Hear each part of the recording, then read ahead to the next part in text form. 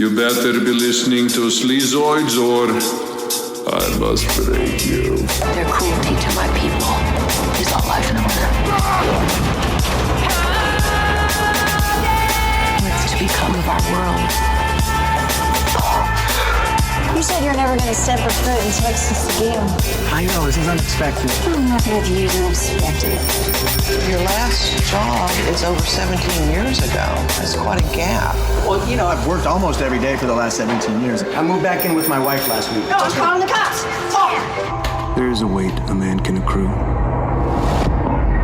This is where all the good stuff happens. The weight created by his past actions. It is a weight which can never be removed.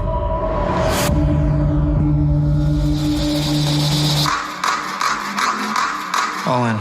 Hey everyone, welcome back to another episode of Sleazoids, the podcast where we go down the rabbit hole of 20th century genre fare, from the most influential canon classics to the trashiest exploitation films we can get our hands on, and invite you to tag along in helping us create a canon of sleaze. Each week is a double feature grindhouse style where we discuss two films loosely related by subject, genre, actor, filmmaker, or franchise, and at the end of each episode, along with our honorary Sleazoids, which you can become by subscribing on Patreon, we are going Yakuza mode. Join the sleaze.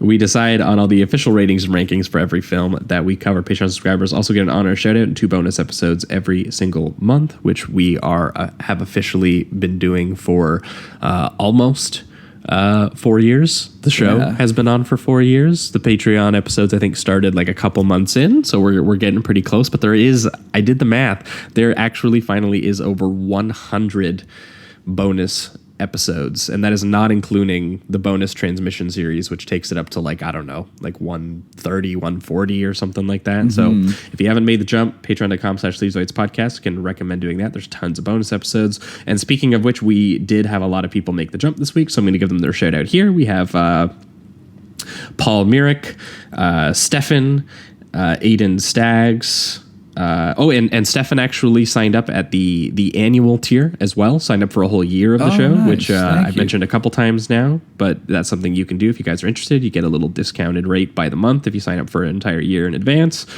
So thanks for doing that. We got William Wend, Big Dick Jeffrey. Good to have you here, Big Dick. C-Jack 47, Marcus Michalik, PJ Endler, Corey Cash, just Cece. Oh my God. Kufax Kroptikin. That is absolutely not correct, but thank you so much. Yeah, cool name. Neil, Joseph Doghouse, Richard Van Dessen, Jordan Farmer, Trash Ben, who made, which is a great name, and who also upgraded from $5 a month to $10 a month. Awesome. And I do believe did join us for our samurai mindset watching of Jack Frost. Was that his first? My God. I think that was the first one. I think he signed up to join up to watch that one. So that was an amazing first virtual watch to join us for, where we were all just slowly demoralized. Definitely worth the cash. Thank you. But thank you so much, Ben. And then also Bradley V, we should give a shout out, who upgraded from $10 a month to the annual tier. And paid up for an entire year as well. So thanks so much to Bradley. Great way to kick in the new year. But yes, those are all of the new patrons. Hope you guys are enjoying those bonus episodes, and thank you guys so much. That's the one plug for the week. The other plug, as always, is Apple Podcasts. If you guys are listening on Apple Podcasts, and I see the stats, I see that you are. I see you listening right now on Apple Podcasts. Scroll down to the very bottom and give us a good old rating and review down there. It helps us climb the rank at iTunes and find new listeners. And then the very last plug, as always, is merch. If you guys like the poster art that local horror artist Trevor Henderson did for the show, you can get that put on anything you want. A shirt, a hoodie, a mug, a pillow, notebook, whatever you can think of, you can probably get it. That link is in the description of every episode, as well as over at sleazoidspodcast.com for those interested in that. But yeah, welcome Welcome to a new year. This is kind of crazy. Longtime listeners will be very familiar with what we do in the new year. We kind of skip all the usual stuff. Although I guess I can say I'm Josh. I'm Josh Lewis, and this is my co-host. I'm Jamie. How you doing? I figured we should at least do that part because these episodes actually do generate a lot of new listeners, which is something maybe people don't know, but a lot of people end up searching. People want to find out what the best movies of the year were. And so we do hear a lot of people who discover the show through these episodes each year, which is for us, it's a great, incentive to keep doing these episodes, but also it's just kind of nice because for anyone who is new or hasn't listened before, or maybe, has only been listening for long enough that they haven't actually heard us do one of these episodes, we always kick in the new year by wrapping up the previous year and counting down Jamie and I's top 10 genre films, the kind of films that are successors to the horror and sci-fi and action films that we talk about on the main feed show, but are coming out, in theaters now. And we kind of put the year to bed by doing that. And it's also turned into kind of like this nice thing that we hear from a lot of people where they tell us that, they bust out their pen and paper. They bust out their Letterboxd watch list. And they literally just start adding things that, maybe by happenstance they didn't hear about or they just never got around to and, needed the reminder. And so this is always a really fun episode to do for that reason. Yeah, we usually kind of skip all the usual stuff where we talk about the previous weeks because these are always a long episode no matter what. Yeah. Although over the course of the show has just gotten longer. I don't know that these episodes are any longer the supersized ones they used to be. Because like 2.5 or 3 hour episodes are less common than they used to be when we first started the show. Do you remember, Jamie? Our first episode was like an hour. Yeah, now it's pretty much just grown in size every year. I think the average was like an hour 15 when we started, something like that, and now the average is about 2 hours at least. Yeah, so. I'd say it honestly gets probably closer to like 2:20 now or something like that. It's just it's very interesting how it's just naturally kind of we want to talk a little bit more. We feel like more movies deserve more conversation. That's right. So. Yeah, and we've heard a lot of great feedback. Some people really like the longer episodes. So, yeah. Also, I wanted to mention before we get started, I am using a new microphone, so some of the more casual listeners will probably hear maybe a difference. Hopefully, it's a good difference. I'm still figuring out some of the kinks here. So, yes, but. It's also a Blue Yeti, which is I think what the microphone Josh uses. So we're hoping to sound a little bit more the same. So just wanted to give you guys a warning if anything does mess up later on.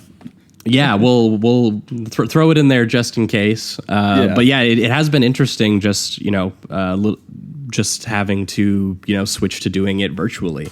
Which is something. This is this marks another full year of having done the show basically completely separately. When we first started the show, all through 2018 and 2019, we recorded in the same room as each other. So the dynamic has kind of changed a little bit just because some of the internet latency and how much we hear each other. Sometimes we talk over each other a little bit more just because of the way that that we can't hear each other as well as we used to. So, but it's been an interesting change, and I definitely didn't expect it to last as long as it has. But I will say, in comparison to 2020, I feel like we had a little bit more to work with this year. Yeah, which was kind of cool. I actually went back and listened to some of the intros we did for the previous years, and one of the funniest things that just had to get a chuckle out of me was we started 2019. In the 2019 best of 2019 episode, we said, "Man, can't wait for Dune in like 7 months." Oh yeah.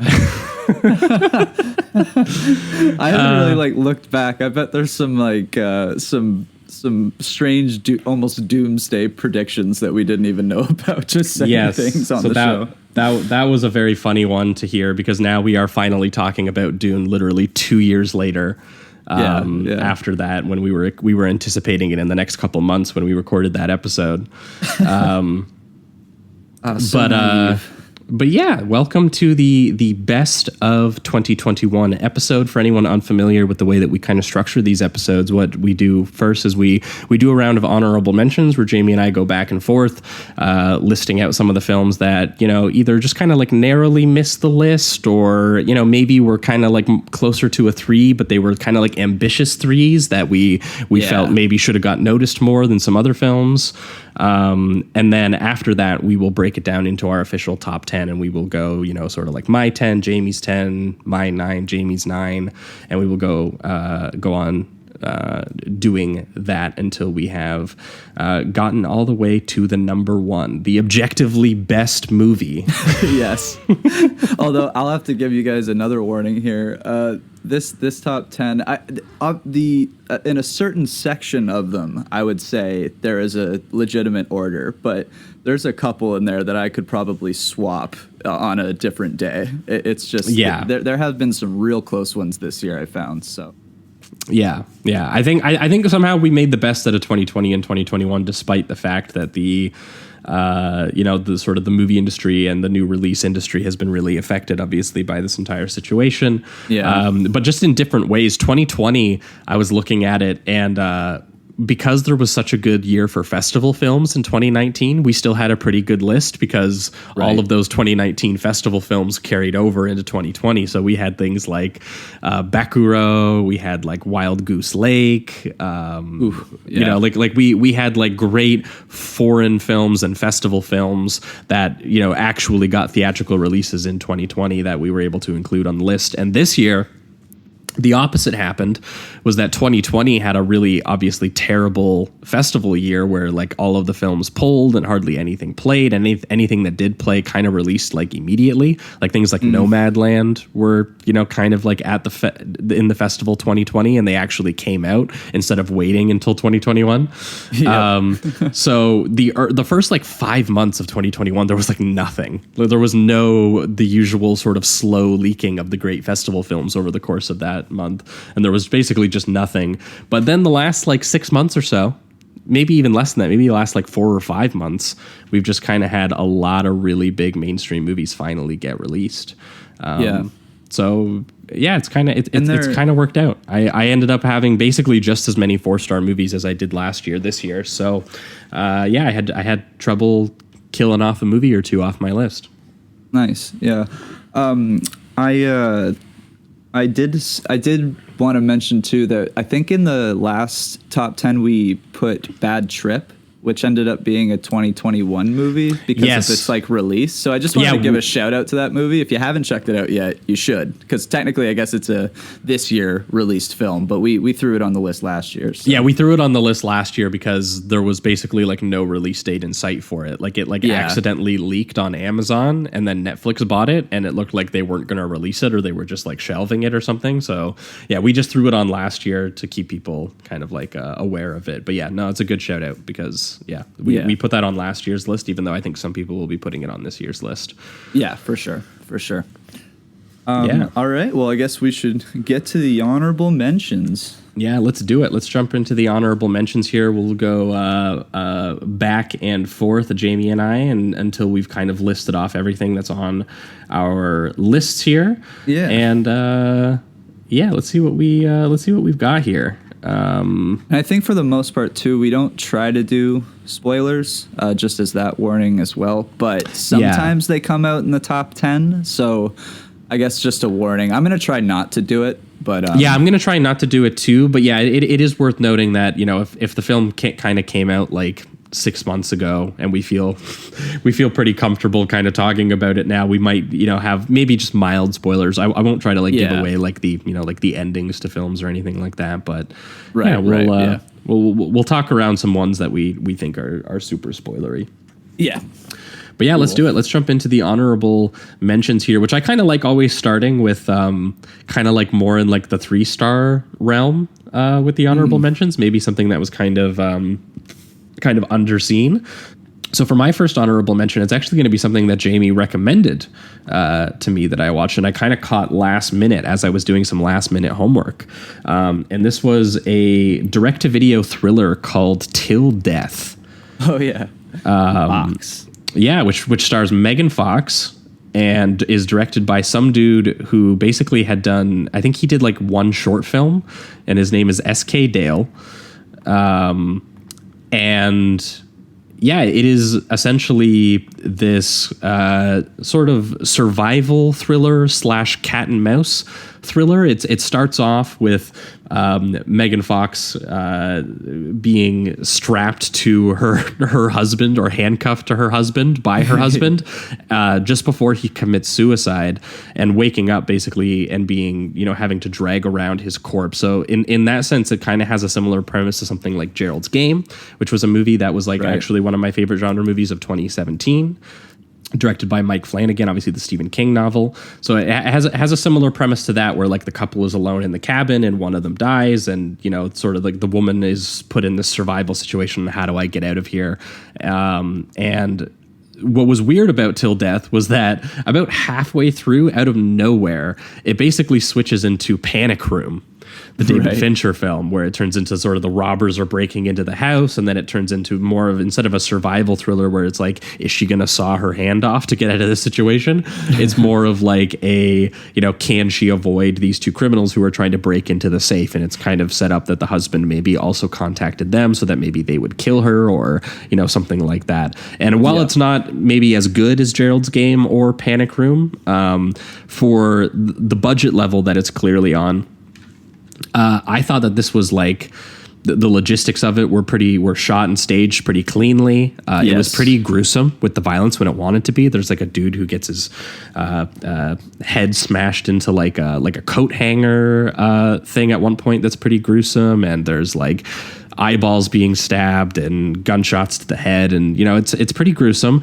And I thought Megan Fox is she had quite a good physical performance. Like there's great little moments of her, in her bare feet on the snow, just like, trying to catch her breath and covered in blood. And half the movie is her having to drag around the corpse of her husband that is handcuffed to her, which is, kind of like this sick joke to it.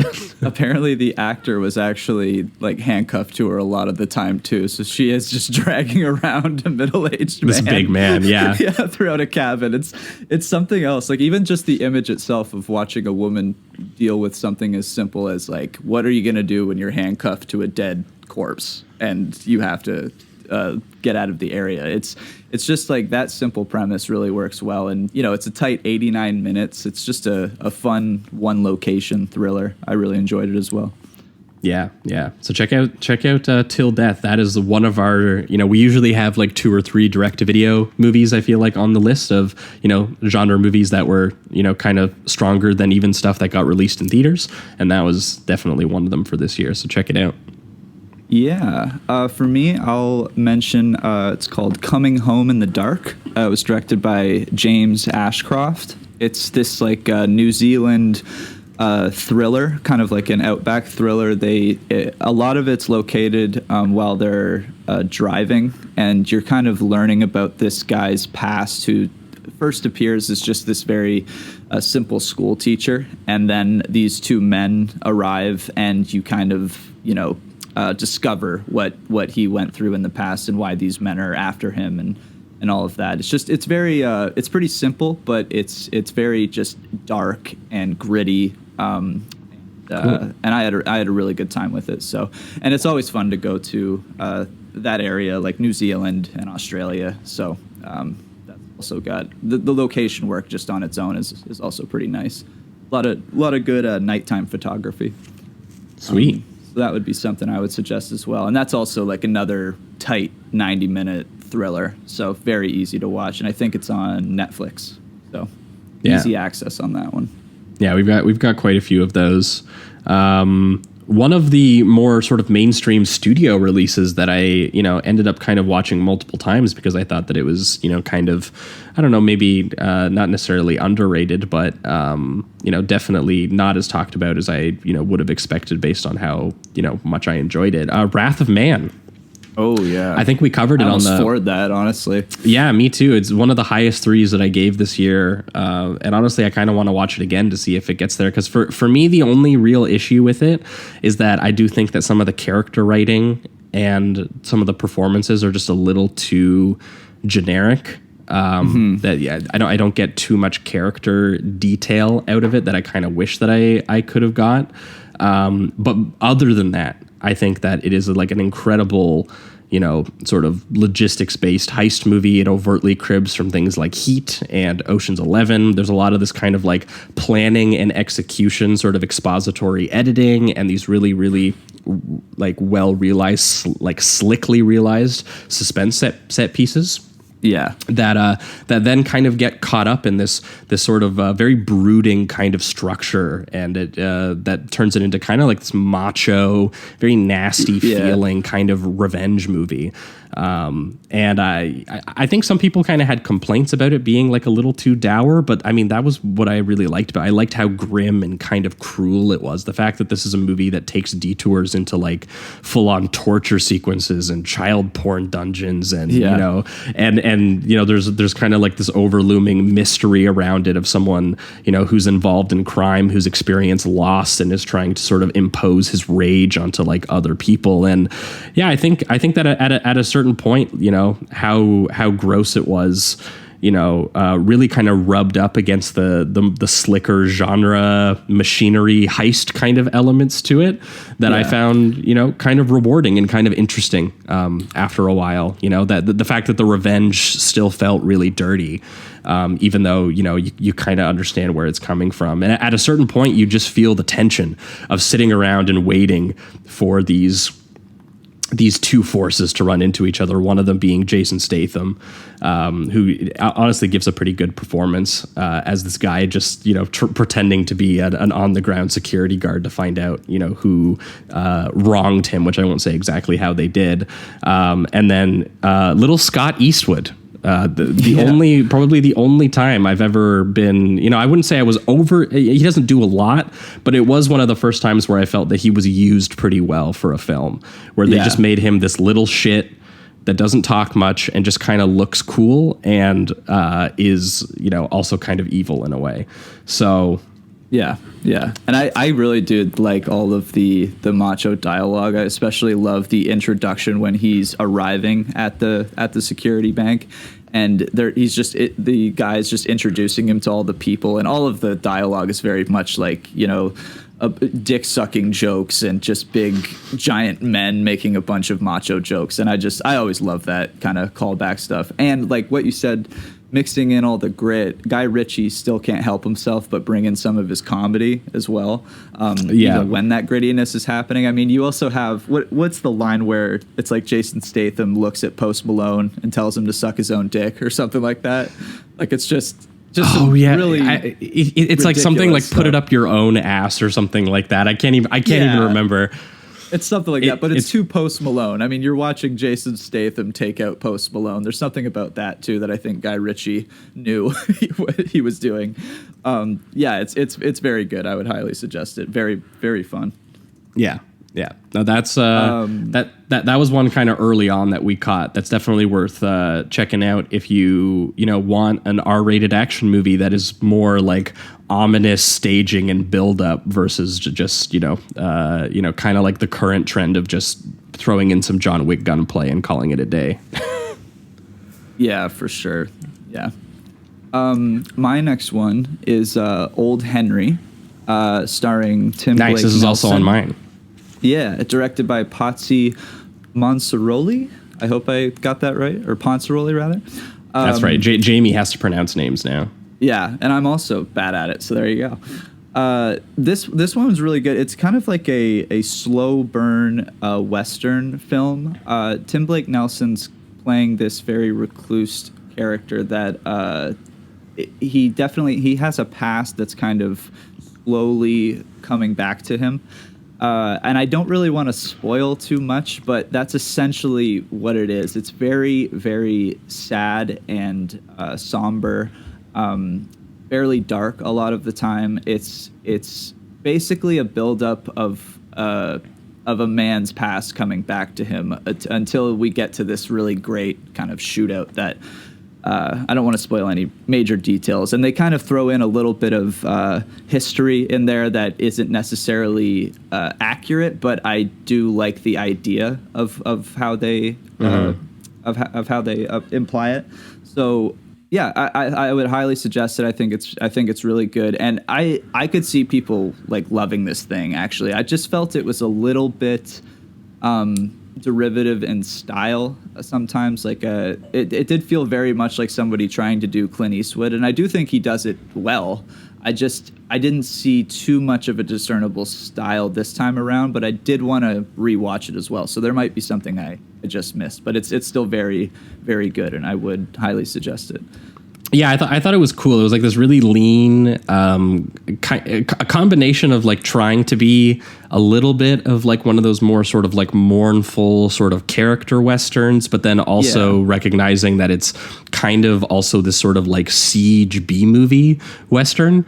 So sometimes it's got a little bit of that like Unforgiven, like it, Tim Blake Nelson is trying to move on from a life of violence, and you can tell that he's kind of naturally gifted at it, or he's running away from it, and it kind of comes back to him in an interesting way where he's trying to sort of like right a wrong, where he's trying to protect someone, whereas Stephen Dorff, who he thinks is kind of like the unchecked law, or someone who might not even be the law and is just trying to get personal revenge on this guy, and he decides he's going to protect him.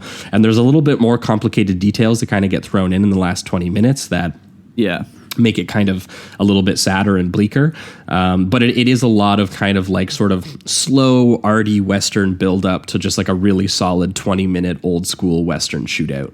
And when it hits, the violence is very sudden.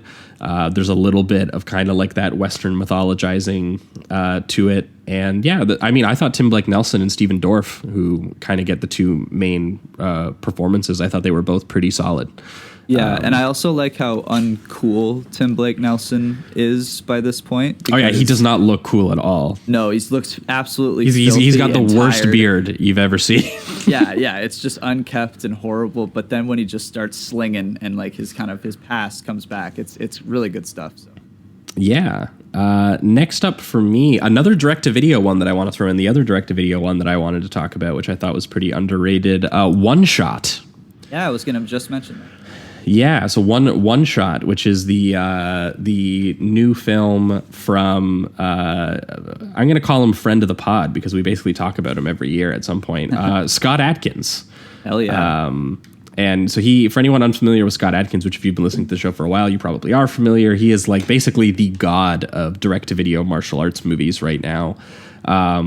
And has been, honestly, for probably like nearly a decade. It's really surprising that no one has picked up on this guy and just been like, why don't we put him in like a real deal $20 million movie? No, it's wild. I think he'll get it, but it's unbelievable that it hasn't happened yet, just given the amount of awesome action movies that this guy has done.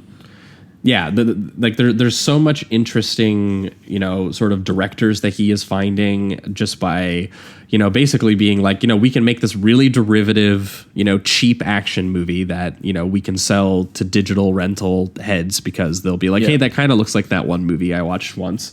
So they're kind of cynically greenlit in that way. But the thing about them is that despite being cynically greenlit, they aren't lazy. No, the people seem to really care. The people behind the scenes. They really get to flex behind the camera with the actual action that they're doing, and this is a direct to video filmmaker doing literally. It's called One Shot, doing a single take feature length action film. Yeah. And for the most part, they pull it off. I mean, I will say this kind of gimmick can get a little bit tiresome, and there are moments that I feel it a little bit in this movie, but the camera work is honestly very clean. A lot of wide shots, given that they're trying to do the seamless one shot and the kind of digital stitching. All the action is incredibly clear. And I thought it was going to get a little bit more muddled, but it's fantastic. They do a lot of like open field shootouts and in like really closed in hallway shootouts that they have to kind of apply different techniques to. There's some really good stuff. If you're an action fan, I mean, this is, I think, a must just based on the premise alone. Just watching these guys do what they're doing on a technical. In a technical sense, it's definitely worth it just for that alone. Like, you're not going to get much out of the story. Obviously, it's very basic. It's like, terrorists come and take over a base, and they have to, I I do like that it's like a United States like torture black site that they come onto. Sweet. They even, I will say this is something I want to give it props to too. Before the big shootout starts, and it's basically like an hour and 15 minutes of shooting, they do have a pretty filthy scene where someone's getting tortured, and it's kind of reminiscent of like it's not anywhere near as good, of course, but it's kind of reminiscent of what you see in, is it Zero Dark 30? Yeah, Zero Dark 30, yeah. Yeah, and so it's just, a guy being tortured while he's kind of being hung upside down and all of that, and being waterboarded and all that. But that's how they started. And that's also, I like that because they're kind of starting it like, these are the supposed heroes that you're about to see. These are the people defending this black site. So it does kind of get a little complicated. Doesn't dive too much into it, but I did appreciate that. Yeah, I liked that. Like the setting is very Zero Dark 30, and then when it turns into this, this sort of more like real time, all in one shot logistical siege film, it's it has more of like that Assault on Precinct 13 kind of thing, where it's just like an endless army is encroaching upon these people. And the sheer competence and duration of the action choreography basically just carries it. Because again, as Jamie mentioned, it basically turns into a full 1 hour and 15 minute long set piece that is just like dirty over the shoulder tracking shots of like these tactical gun plays and these kind of movements that they're making. There's like bloody stealth stabbings. There's like cameras constantly racking focus down the gun sight so you can see what they're seeing. And tons of just destruction and bodily harm. And you just can't help but be impressed that, there is a world out there of direct-to-video nobody directors who consistently deliver like cleaner action sequencing than studios can with like hundreds of millions of dollars somehow. I mean, we saw, it's like, I don't even want to mention them because we're doing the top list right now, but it's like we saw Shang-Chi, and there's like, it's obviously that's fighting compared to shooting, but just based on how they film the action itself, it's incredibly cleaner. Like it's just, it's honestly embarrassing that these $100 million plus movies aren't even getting up to the same standard as some of these straight to DVD action films. So it's something else. Yeah. But my next one is kind of in the same realm, just in the sense that I loved the action choreography and stunt work. Raging Fire, directed by Benny Chan. This was his last film. R.I.P. He did pass away. Yeah, he was a guy that I actually was introduced to early on that I didn't know I was introduced to. He did Who Am I with Jackie Chan, and that was one of the first action movies I saw as a young kid, because my grandma just let me rent any Jackie Chan movie no matter what, because she just thought he was just funny and very family friendly all the time. So that was funny. But yeah, he's just a very clean action director. He really knows how to move the camera around an action scene, and the stunt work in this movie is unbelievable. We have guys just like tackling each other through windows off of 2-story buildings and through like metal sheets, and it's really, really good stuff. Every stunt looks genuinely painful in this movie. It's very, very impressive. And you got Donnie Yen, who is just he's an incredible performer as well as an action star. So I'm always a big fan of him. The only thing that kind of got me down on this one a little bit was there's a lot of generic cop story stuff that is something that I did like about it was how sincere it is. Like they even have a moment where all the cops come together to stand up with Donnie Yen, who's like going against the chief or something like that. And it's obviously a cliche. We've seen it 1,000 times, but there was something about the way that Chan films it that I still kind of found heartfelt in a way. It's very cheesy and overly sincere, but Benny does a good job. It also kind of harkens back a little bit to stuff that we've talked about on the show before, like the heroic bloodshed kind of like procedural drama stuff from Hong Kong. So that there was a cool element to watching it and being, even though it's obviously not achieving the kind of emotion. It was cool to like have the main standoff be between like Donnie Yen, who's a cop, and this other kid who's a cop, or who used to be a cop and is kind of like his former protege. And, you know, he doesn't feel amazing about, you know, taking him down. And when he does, there's like these flashbacks to back when they were like friends and laughing and things like that. And like, it's obviously it's very cheesy, but it's the kind of thing that like, you know, they did try to throw in some sort of like, you know, sort of like a mirror image, like, could you have been him? And I want to feel for him. And they kind of throw that kind of stuff in that, you know, used to be kind of popular in 80s Hong Kong films, especially, as well as, you know, doing a lot of the old school, really destructive chaos kind of, sequencing. You know, there's a lot of really great stuff in that film that has like you know, there's like a sewer brawl that turns into a parkour chase, and there's one part where Donnie Yen is doing a hand-to-hand fight while driving a car with a motorcycle that is beside his car. There's like so much slide kicking and flipping over desks and knives being shoved into feet and shins being blown out by shotguns, and, you know, like all the good stuff. It some of it was a bit too digital looking, I thought. Like there was a little bit digital blood going on there that I, you know, but it's still very cleanly shot and it's still very bloody. And I was kind of impressed that I don't know if you clocked it, but like they absolutely stole the big climactic public heist set piece, the gunfight in the middle of a populated street. It was ripped straight from Heat. And it was very funny watching them even do the close-ups of the cars just being shredded with bullets, and like the one dude doing the sudden redirecting of fire with his assault rifle that Val Kilmer does, and even carrying the giant sack of money on them and everything like that.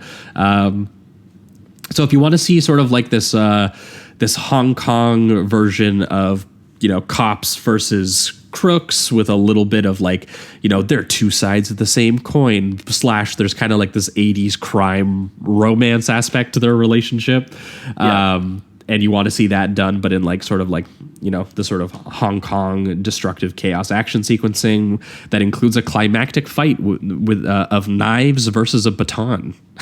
Yes. Raging Fire is good to check out. And it's cool to see, you know, someone like Benny Chan, who came from another era, you know, get to wrap up his career, you know, doing the kind of thing that, you know, he was really good at. And even if it's not amazing, you know, it's still better than half the action movies that get released stateside.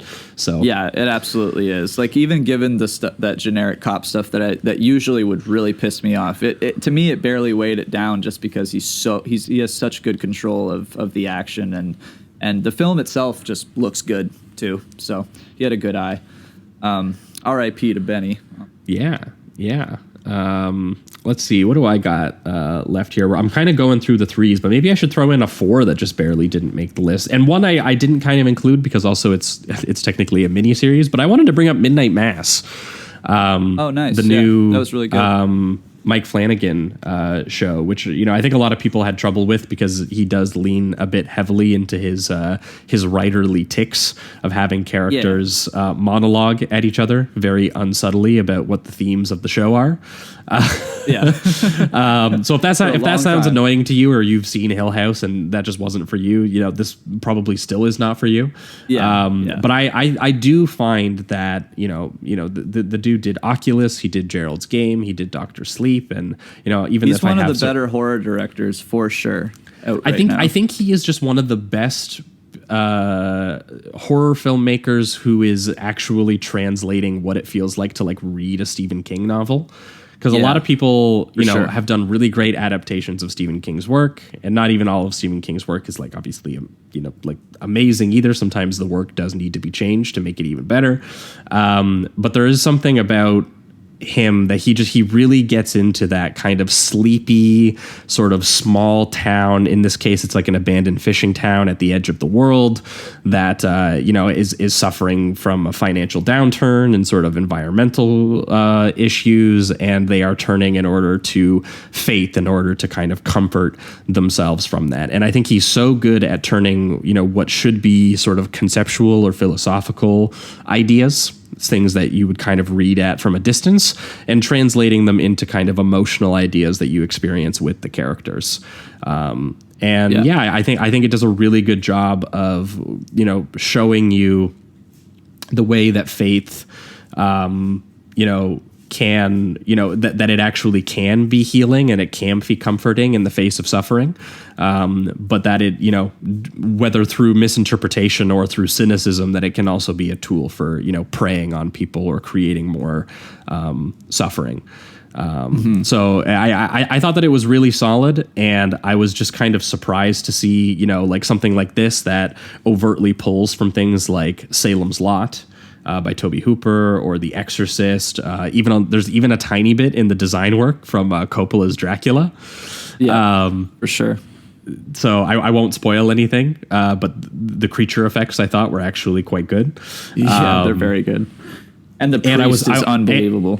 And I was surprised at just, how kind of literal the story was. Because, we talk about so many of these actually about grief kind of horror stories where it's like used as a metaphor and they never really answer what it is that was happening the whole time. I was very pleased that this went the route of doing something very, literal with its eventual mystery and its mood and, and achieving the feelings that it wanted to achieve of, coming to terms with more mortality in a very ugly and kind of monstrous kind of way. I found it quite somber, and there's even sort of like this sort of romantic psychodrama quality to it. And I think that if there's any sort of people who maybe are sort of like me and are like a lapsed Catholic, I think there's some very cathartic things that Flanagan is going through here, because I think he's kind of experiencing something similar. And I think that he is deeply familiar with, these Catholic rituals and myths and images and how violently apocalyptic they can actually be, which is, not to spoil anything, but, the show does not, does get to some extremes that make you think of that word. So anyone who hasn't seen it, I think it's just on Netflix. And that one was something that if it maybe wasn't a mini series, I probably would have thrown on the list, but I disqualified for that reason. Yeah, and like we said, it's a mini series, so it's just a one and done. So it's very easy to just it's just 6 or 7 episodes or whatever. Yeah. My next one, I threw this on the honorary mentions mostly because it was the first time that I watched one of these and I liked it as a whole. So I put it on here. It's a VHS 94, which is the new VHS movie, which is essentially just like a bunch of shorts, horror shorts that are put together and usually strung between one major plot line that is usually pretty weak and just thrown in there as a reason to connect all of these different films. Like most of them, I would say that the main storyline is probably the weakest, but it's also the less focused on, so it really doesn't matter all that much. But the 5 stories that you have here are, I think, quite good, and most of them seem to focus around either like body horror or creature horror, which is 2 things that I absolutely adore. So I would recommend it if you're into horror, and if you've liked the other VHS 94 or the other VHSs, I do believe this one, in my opinion, is the best. So I think you might like this one even more. I would highly recommend it. I don't want to spoil any of them because they're all like 20 minutes long, so they're pretty easy to spoil. But it is the first one that I liked as a whole, so wanted to include it. Hell yeah. Yeah, I didn't get a chance to check that one out, but I have actually something on my honorable mentions that might kind of pair with that, which is a movie called Dash Cam. Oh, nice. I didn't get to see this one, yeah. No, I don't think it came out, and I'm kind of wondering why they're waiting so long to release this. I think Shudder has the rights to this, and I'm really surprised they haven't yet, because at a certain point, it is going to be kind of dated. It was a tiny bit dated, I think, when I watched it, because I caught it at the Toronto Film Festival. And it was the new film by Rob Savage, who directed that movie Host that we weren't super crazy on. I just thought it was like not quite as, there was some good, there were a couple elements of the craft in it in his direction that I thought were intriguing. There were some good scares, but just felt I like did. You should watch Unfriended instead. Yeah, it just felt like it was too late. Like they thought they were coming up with something so sort of fresh and new, and it didn't really do much for me there. Yeah. But this film is another attempt at a found footage horror film, which is what made me think of VHS. But this one is strange enough. Seems controversial. It is controversial, and that's because the basic premise is that it's literally sort of like a live periscope of like this woman who is very clearly like an anti-vax, like Trump girl, just like going around. I don't even remember where she is. She goes from LA to London. She goes to the UK. Mm-hmm. And so they filmed it in London during the lockdown.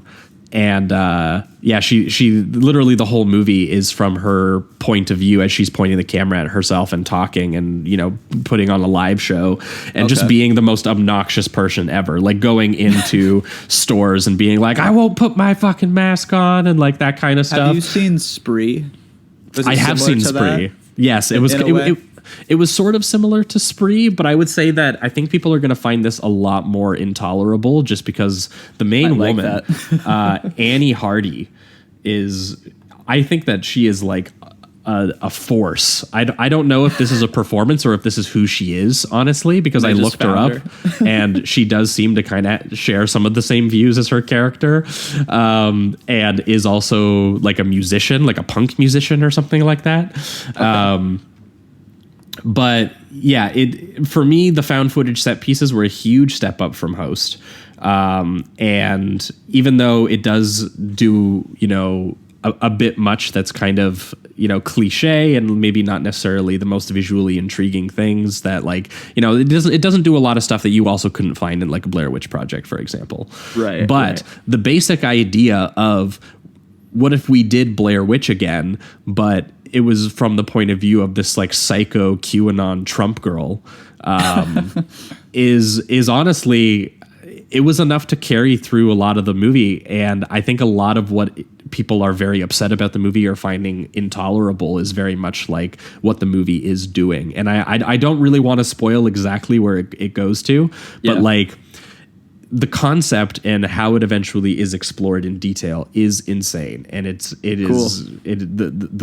style of it is very, anarchic.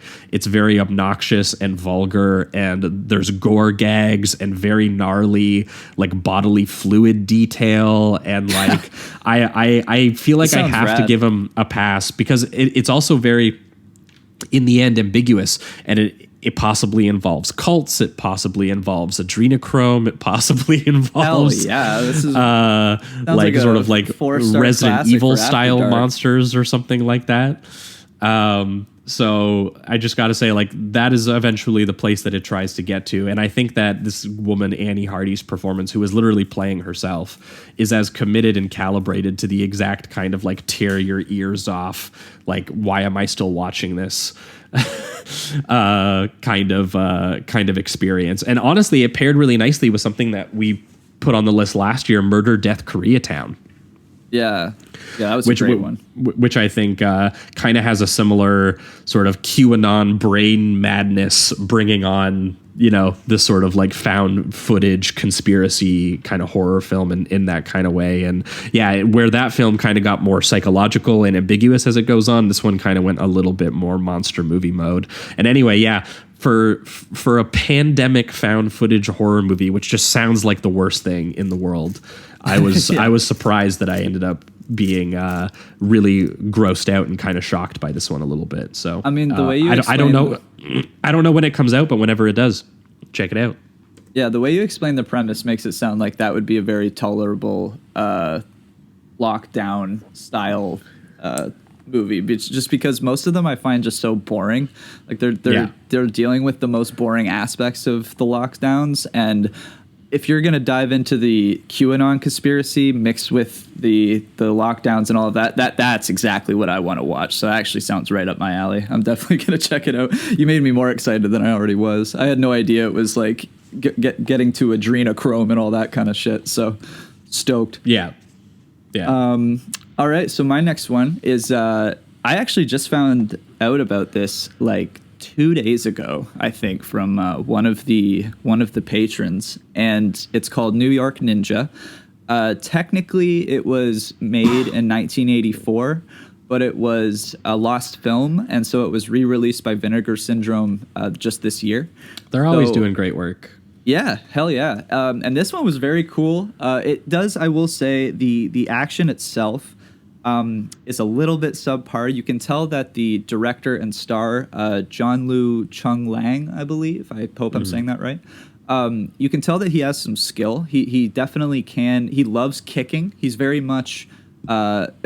he's very Van Damme with it. He likes to do the thing where he lifts his leg up and kicks like 4 guys with just one leg without ever it touching the ground. He just loves that move. He does it a lot in the movie.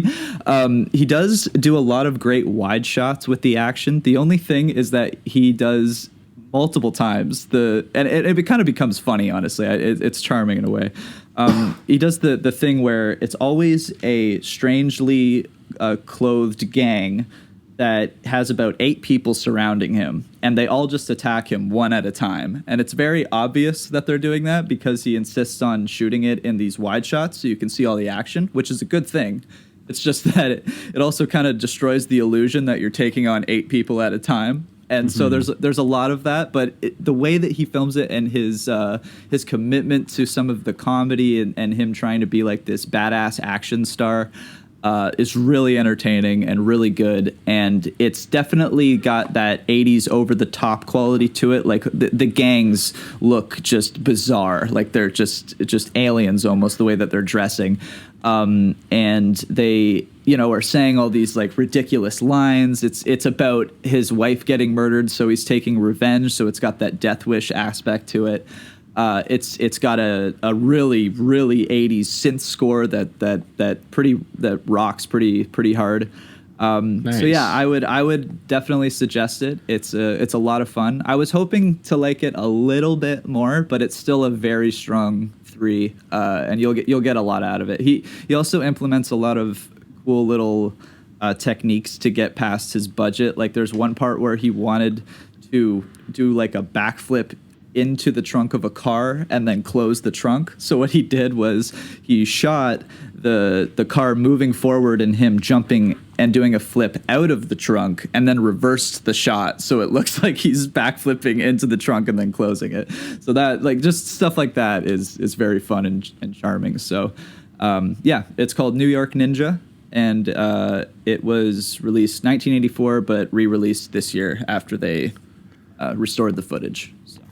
Yeah, well, because actually it never got released. It was unfinished, and it was actually even unedited. So it never even got like... Spieler was a part of the redirection and editing, I think.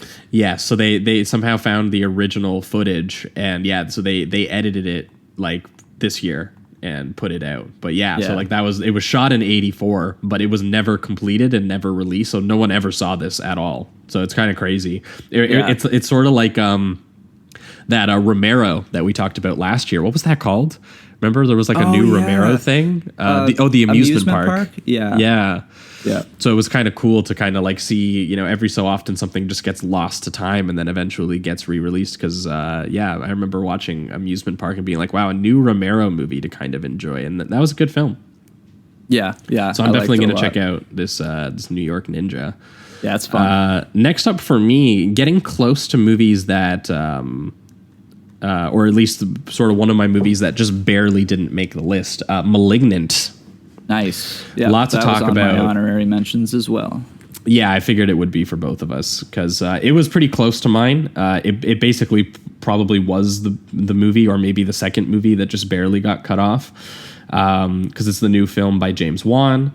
And yeah, it's just, we did a bonus transmission about it, so I'm sure people have heard us talk about it, but it is like anyone who's a patron anyway, but it is like a near perfect merging of the kind of sort of very showy, ostentatious kind of digital filmmaking trickery that Wan's been developing over the course of his career. I mean, shit, even in his big budget Furious 7s and Aquamans, he always finds really crazy little, shots to get into those movies. So in this, it's a movie built of them. It's like insane wide angle lens oneers and like just dolly crane maneuvers that don't make any sense in the space that they're being done in. And so watching him combine this sort of new, very confident style that he has sort of fashioned for himself, but then returning back to the very unfashionably trashy and like high concept, almost like new metal shock genre sensibilities that were popular around the time that he got into making movies with things like Saw. This feels more of like a movie that you would make closer to the beginning of your career because you don't give a fuck. And it was very cool to watch James Wan, sort of be able to pull that off. I'm going to assume because he directed this between making $1 billion for Warner Brothers and doing Aquaman 2, that they were just cool with letting him burn whatever $50 million it was that he burned on this. Yeah. They were like, yeah, do whatever you want, because for anyone making us billions. For anyone who hasn't seen it, I'm not going to spoil too much from it, but this is here. He kind of fuses. He tricked the people. When you watch the trailer, you would think this is another sort of insidious, sort of polished haunted house movie for a little while, and it's about a woman who's experienced sort of grief and trauma, but possibly about the loss of her kid, and obviously being in an abusive relationship. And then slowly it incorporates kind of like these serial murder mystery elements that are just, for some people, they found them kind of laughable because they were silly, but really they're just kind of like these surreal, gory, kind of primary color lit sequencing you'd expect of like Italian horror. It doesn't look like a giallo, but like the fact that there's like a black gloved killer going around with like a giant sharp object, and the murders are done in this kind of grindhousey kind of way. And he does do like zoom ins on the weapons, like that one shot where he like lifts up the knife, and it's this very, it's gold and kind of extravagant looking. Meanwhile, he plays like the YouTube 24/7 dubstep remix of "Where Is My Mind" over top of it. Like, it's so unfashionable and so trashy. It's so like mid 2000s horror. It was kind of blowing my mind that it got made. And then it transitions at the very last minute into kind of like an action movie version of like a conjoined creature splatter horror thing, like Frank Henenlotter, like things that we've talked about on the show, like Brain Damage and Basket Case. I won't say exactly how, but if you guys like us really like those kinds of movies, you will probably get something out of this, because I don't think these movies blend together perfectly, and some of the plotting elements and character elements are kind of stupid, but they are, to me, stupid in the kind of way that just makes the horror set pieces as goofy and literal and stylish as they could be. It all feels like an excuse to just like direct the shit out of this thing. And you can't help but admire a filmmaker who clocks $1 billion at the box office and then immediately follows it up with like, what if I made a hilarious version of Basket Case?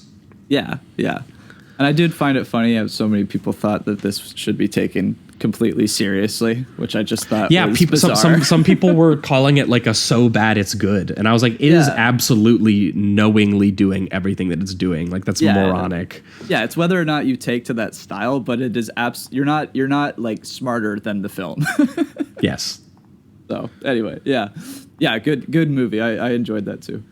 My next one is The Beta Test, directed by Jim Cummings and PJ McCabe.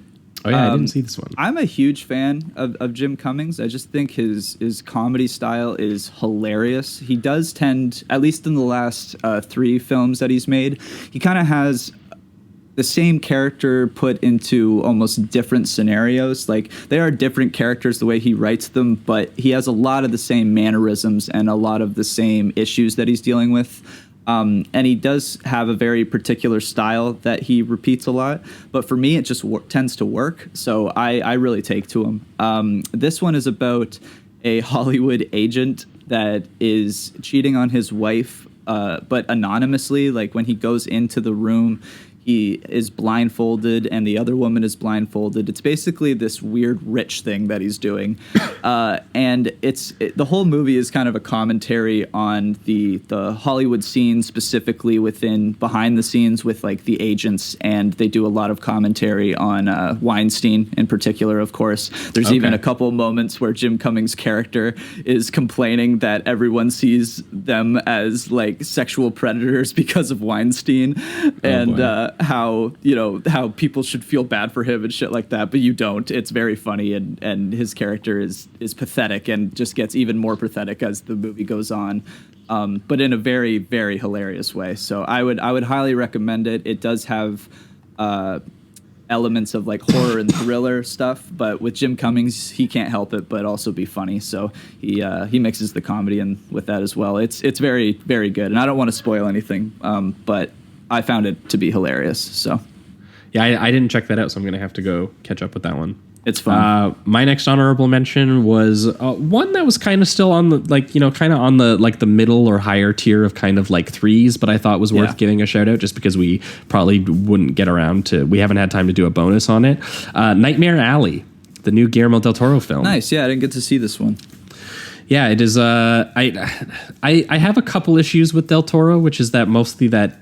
Sometimes I find him a little too on the nose or cutesy with the kind of genre stuff that he likes to play. Like Shape of Water for me was not one of my favorite films of his, just because I appreciated some of the elements of it, but I did find it just a little too weirdly kind of like schmaltzy for him. I think just the way that he obviously like he very romantically is loves like monsters and thinks that they should be treated like as like little outcasts and stuff, and like obviously like we watch a movie like there's lots of movies that I enjoy that are like that, but sometimes I find he leans a little bit too much into the warmth when I feel like he should be getting meaner with some of the genre play that he does.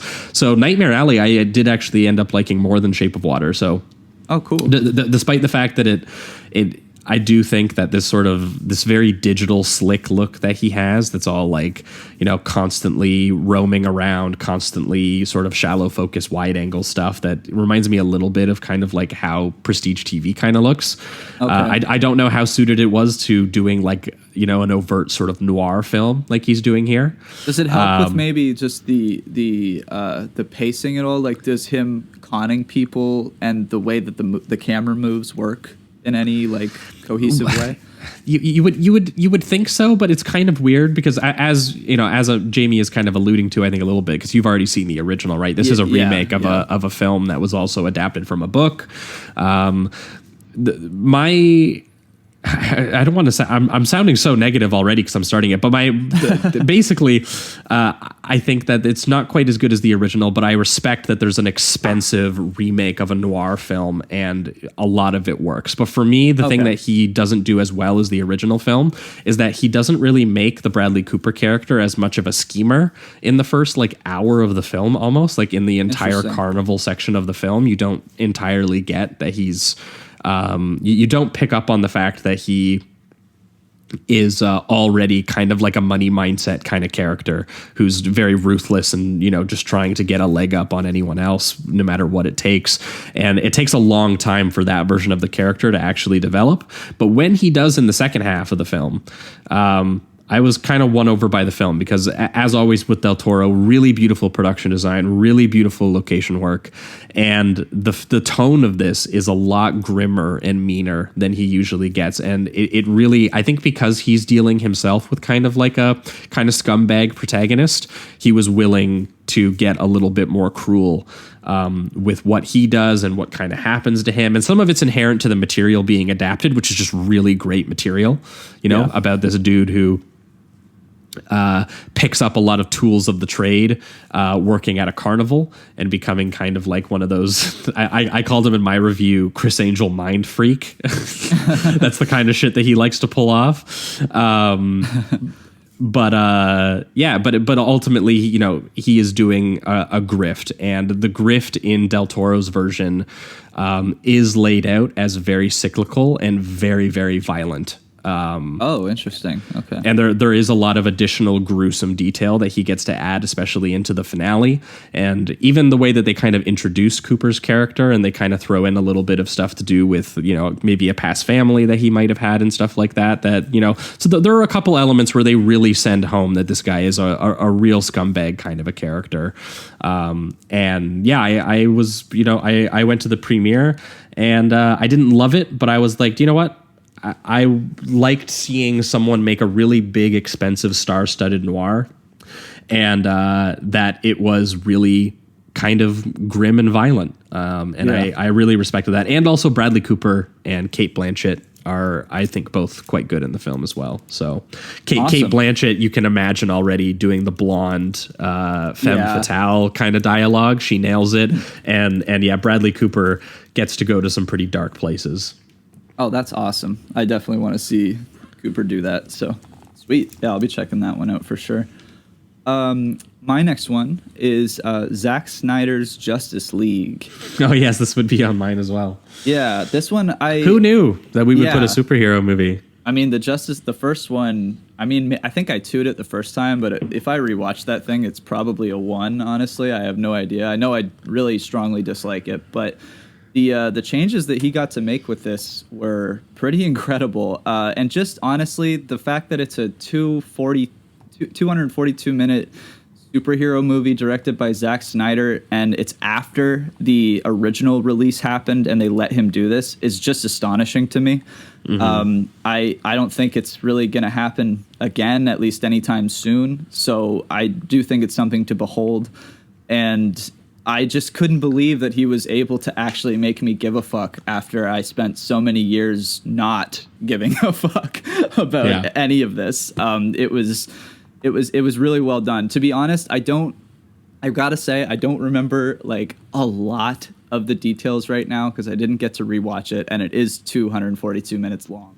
Yeah, but I remember being just genuinely impressed by it. It looks fantastic, even the black and white, and it's also in what's the format again? Oh yeah, it's in the Academy ratio or whatever. Right. It looks like 4:3 on your. I'm honestly, it makes the images look fucking huge. Yeah, it's crazy that it all worked. I just couldn't believe it while I was watching it. So if you haven't checked it out and you have the time, because it is a big one, I would recommend at least giving it one shot because. It's just something else. It's something I don't think we're ever going to really see again. So yeah, it didn't all work, and it was too long, I think, and still could have been trimmed down. But the fact that an assembly cut that big and expensive and like exists at all, and the fact that it is actually, you can tell that it's been vividly imagined by a filmmaker with a visual sensibility, and it is tonally consistent. Yes, crazy. Yeah, it's really amazing that you can watch Joss Whedon's sort of like Frankenstein garish romp version of the film and then watch this version, and you can just see what Warner Brothers lost confidence with, but like wrongly did. And you can just see Zack Snyder just take a huge victory lap with like genuine patience and atmosphere and kind of emotional pathos to it as well. So like, yeah, if you want to see the difference, I think someone did make a YouTube video, and I can't remember the exact title, but it's essentially just like showing you the finale, both finales from Joss Whedon's and Snyder's, and it's just unbelievable what Snyder does compared to Whedon. Like, really, the more unbelievable thing is what Whedon does because it's just so atrocious. But if just to see those differences, I think would at least maybe sell you on the one sit through this giant superhero movie. Yeah, well, and the fact that they cut like some of the best character stuff from his movie. Like they cut the cyborg character entirely out of Joss Whedon's thing, when his like sort of like blurred tragic backstory stuff, like and how he was kind of created into kind of like this almost universal monster like backstory that he has, and relationship with his dad and everything. And like, it kind of blows you away, the decisions. If you watch both, you'll be blown away by the decisions that the suits made on that film and like why they made them. Like everything they chose to cut was like the stuff that was like incredibly stylish, and some of it, some of the character work was even really strong, which isn't necessarily something you can always say about a Zack Snyder film. So. Yep. Yeah, definitely worth checking out. For me, I guess we got to start wrapping this up soon, eh? We have a long list of honorable mentions. Yeah, I'm almost done too. Yeah, I'm just gonna throw in some stuff that I'm gonna hit the stuff for me that I disqualified. So stuff that might have been in like the top 10, but like I didn't consider it sort of genre-y enough. Gotcha. One for me, the new Paul Thomas Anderson Licorice Pizza. Nice. This is an amazing film, and honestly, I wished, I went back and forth on it because it is the kind of film that at some point we probably will talk about, sort of like a 70s romantic kind of comedy film in kind of a way. Like the movie looks and feels like a movie of the era that we would talk about, but it really is more of a drama, sort of quasi coming of age film. Yeah, I know Jamie hasn't got a chance to see it yet, so I'm not going to spoil anything. But yeah, essentially, it is the relationship between a 15-year-old boy played by Cooper Hoffman, who is Philip Seymour Hoffman's son, who's really, really great in the film. And he is sort of a child actor who is trying to get his foot in the door into adulthood because of the demands of the industry. And he's kind of adopted this kind of entrepreneurial kind of mindset. And he's constantly like starting shitty businesses and hanging out with his friends. And one day on picture day, he sees this Jewish woman that he is really taken with, played by Alana Haim, one of the Haim sisters from the band Haim, and she's 25. How old is she? She's 25. Wow, I guess it's a bad movie. Yes, immediately it's a terrible movie. They must not be making any commentary. Not to wade on into that age whatsoever. gap discourse on this one, because I do get looking at the premise and kind of raising an eyebrow, but if every eyebrow raise that you might actually do is basically thrown away with when you actually watch the movie, and the entire movie is a very one-sided pursuit of a 15-year-old boy who has a crush on an older girl that he saw at school, which has never happened before. Which has never happened before. I've definitely, when I was 15, I definitely didn't look at a 20-year-old woman and go, Yeah. No, I looked respectfully and I said, no, Jamie, she's too old for you. Yes. and there's a really interesting thing that PTA does where he depicts her as kind of like a 20-something who's more in kind of like the boat that, a lot of people find themselves in nowadays, which is that, they're kind of in a little bit of a stunted adulthood where they haven't quite made the transition, where like they're no longer 15, but they're still, they haven't reached the point where they have the real adult job. She still has a lot of time. She still lives with her parents. She still has a lot of time to just hang out with friends. And so these two characters kind of meet in a weird middle ground where he's 15 and wants to be 19, and she's 25 but still kind of acts like she's 20. Gotcha. And the two of them, kind of, it's very interesting watching them both kind of sort of push and pull on each other and simultaneously kind of try to grow as people and kind of retreat into some of their, sort of worse tendencies. And once again, it's PTA. So the visual confidence, is just unparalleled. And it is this very episodic comedy of, Alana retreating into the childish antics of this teenager because neither of them quite, he doesn't understand the world of adults, and she doesn't really want to be involved in the world of adults because, as you see throughout the entire film, they run into all these various different characters and how just terrible the adult world is. It's kind of like, it's the two characters who kind of like want to remain children in a way. Yeah. And I won't spoil exactly how, but like Bradley Cooper shows up. Speaking of Bradley Cooper, delivers an amazing performance. Like, I think, I can't remember which Safdie is it. I think Benny Safdie is in it. Benny Safdie is the one who shows up briefly. Sean Penn briefly in the film in kind of a very sort of kind of like dark, kind of ugly role. But yeah, didn't really feel like it needed to be included on the list. But anyone who hasn't had a chance to check it out, it's very sort of nostalgic and romantic film made around the time that PTA was a kid, because it's literally a movie about wanting to retreat into your childhood because the world's kind of a shitty place. And his movie is very sweet, and he kind of gives these characters a chance to do that rather than just stripping that away from them or something, or making them realize the harsh reality. He says, what if these two characters could just kind of hang out for a while? Yeah. Yeah, I can't wait to watch it. Heard nothing but good things. Yeah, really well done.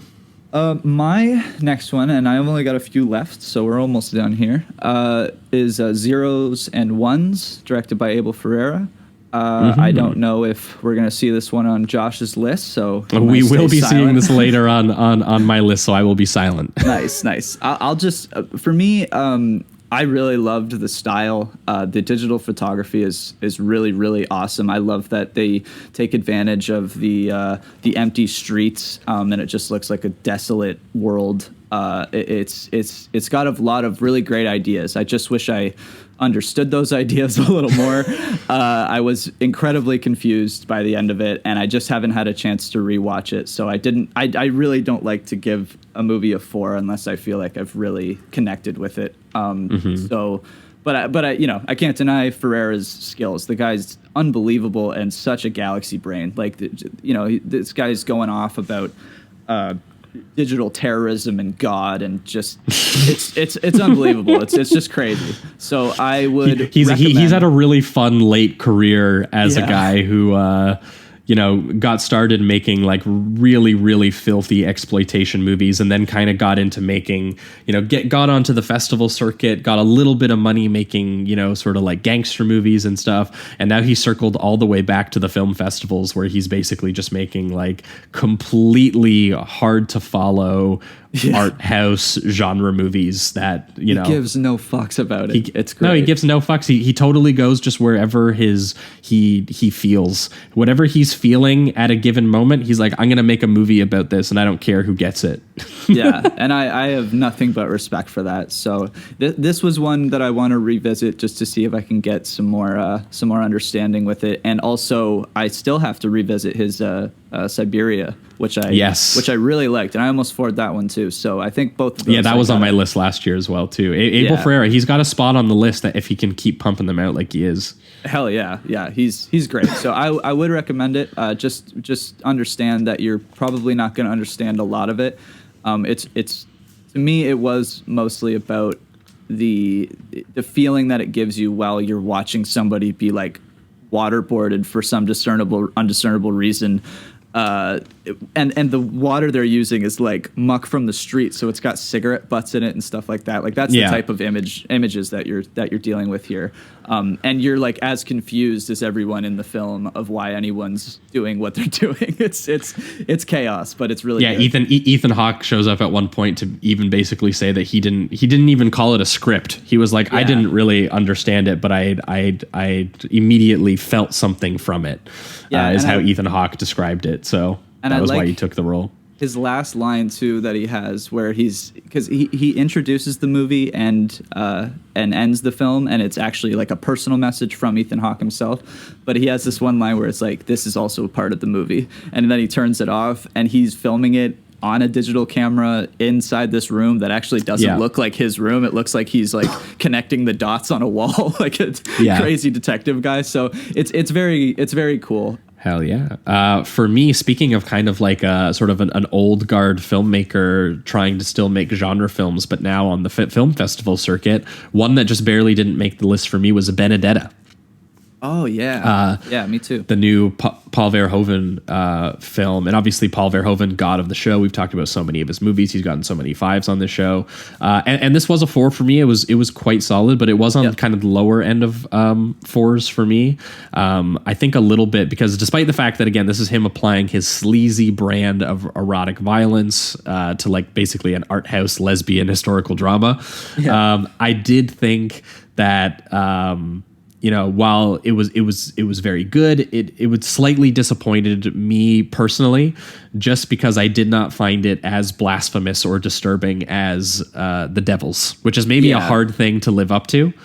But it does seem like it's also channeling that movie. Like it feels like it's very much it's taking very much inspiration. cribbing from it. Yeah, like it's all of the stuff with the perversely sexualized Catholic iconography, the violent and disgusting abuse of power by the church, even down to specific shots and plot elements. I mean, even the elements of sexual repression and the plague and medieval torture devices.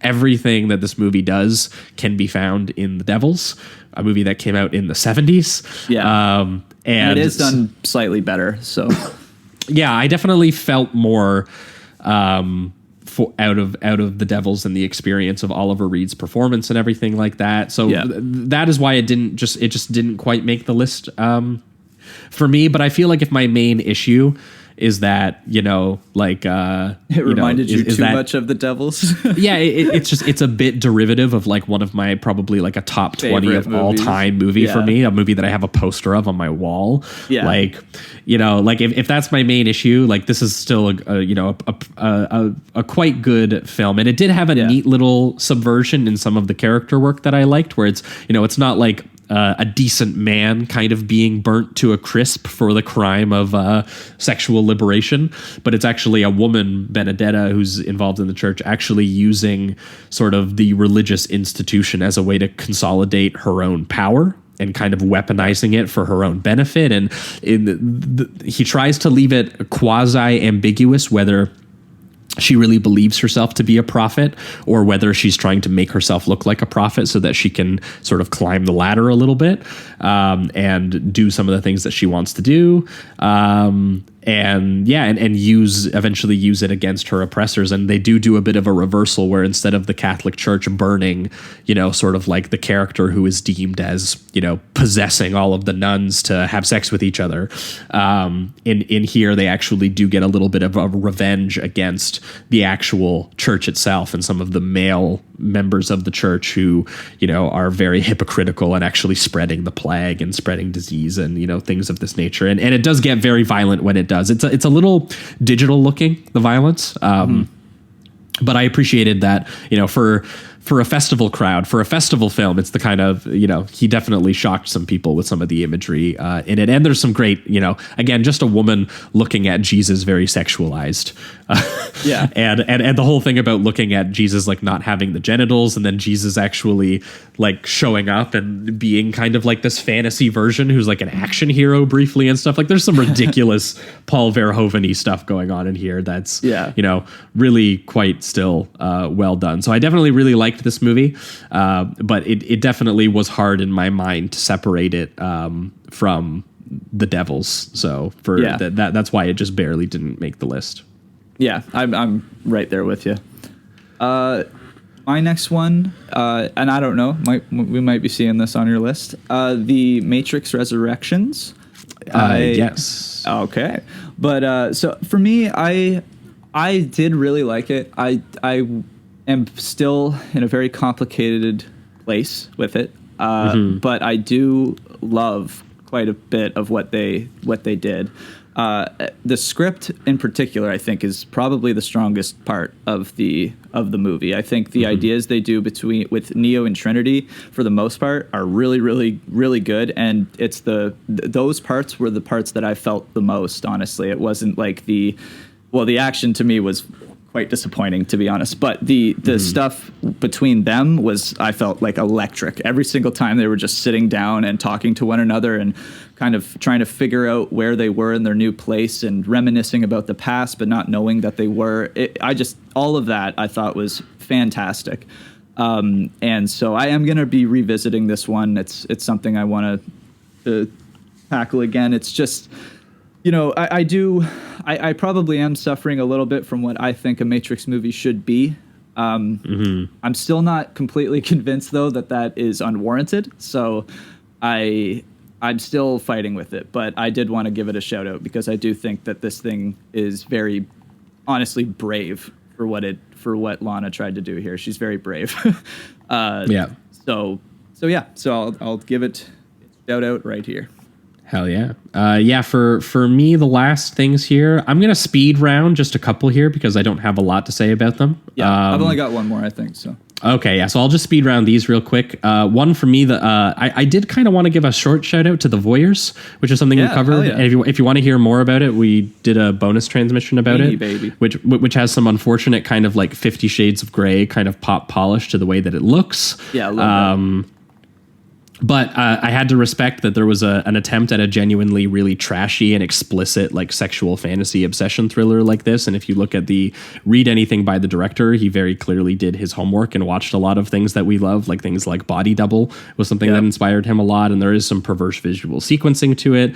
And it's maybe you just really like it for the obvious reason that someone had the idea of putting Sydney Sweeney in a movie about voyeurism. So that was a film that I really enjoyed. Last minute performance shout out, Matt Damon in Stillwater, that I've thought about a lot. Very weird movie that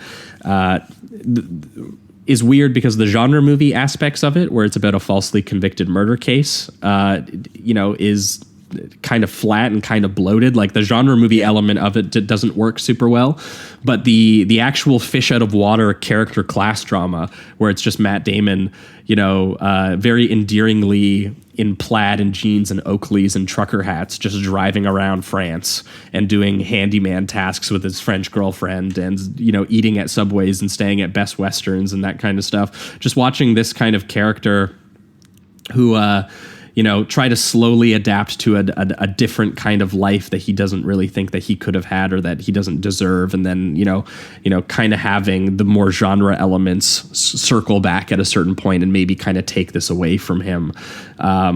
You really do kind of feel that in his character. And so for me, Stillwater was one that I'm surprisingly thinking about a little bit more. And I think if it was directed by, it had another pass at the script and was directed by someone like maybe like Clint Eastwood or something. Yeah. I think there would have been a really, really great genre portrait in there of kind of like a rash, stubborn, outmoded kind of guy genuinely learning how to change.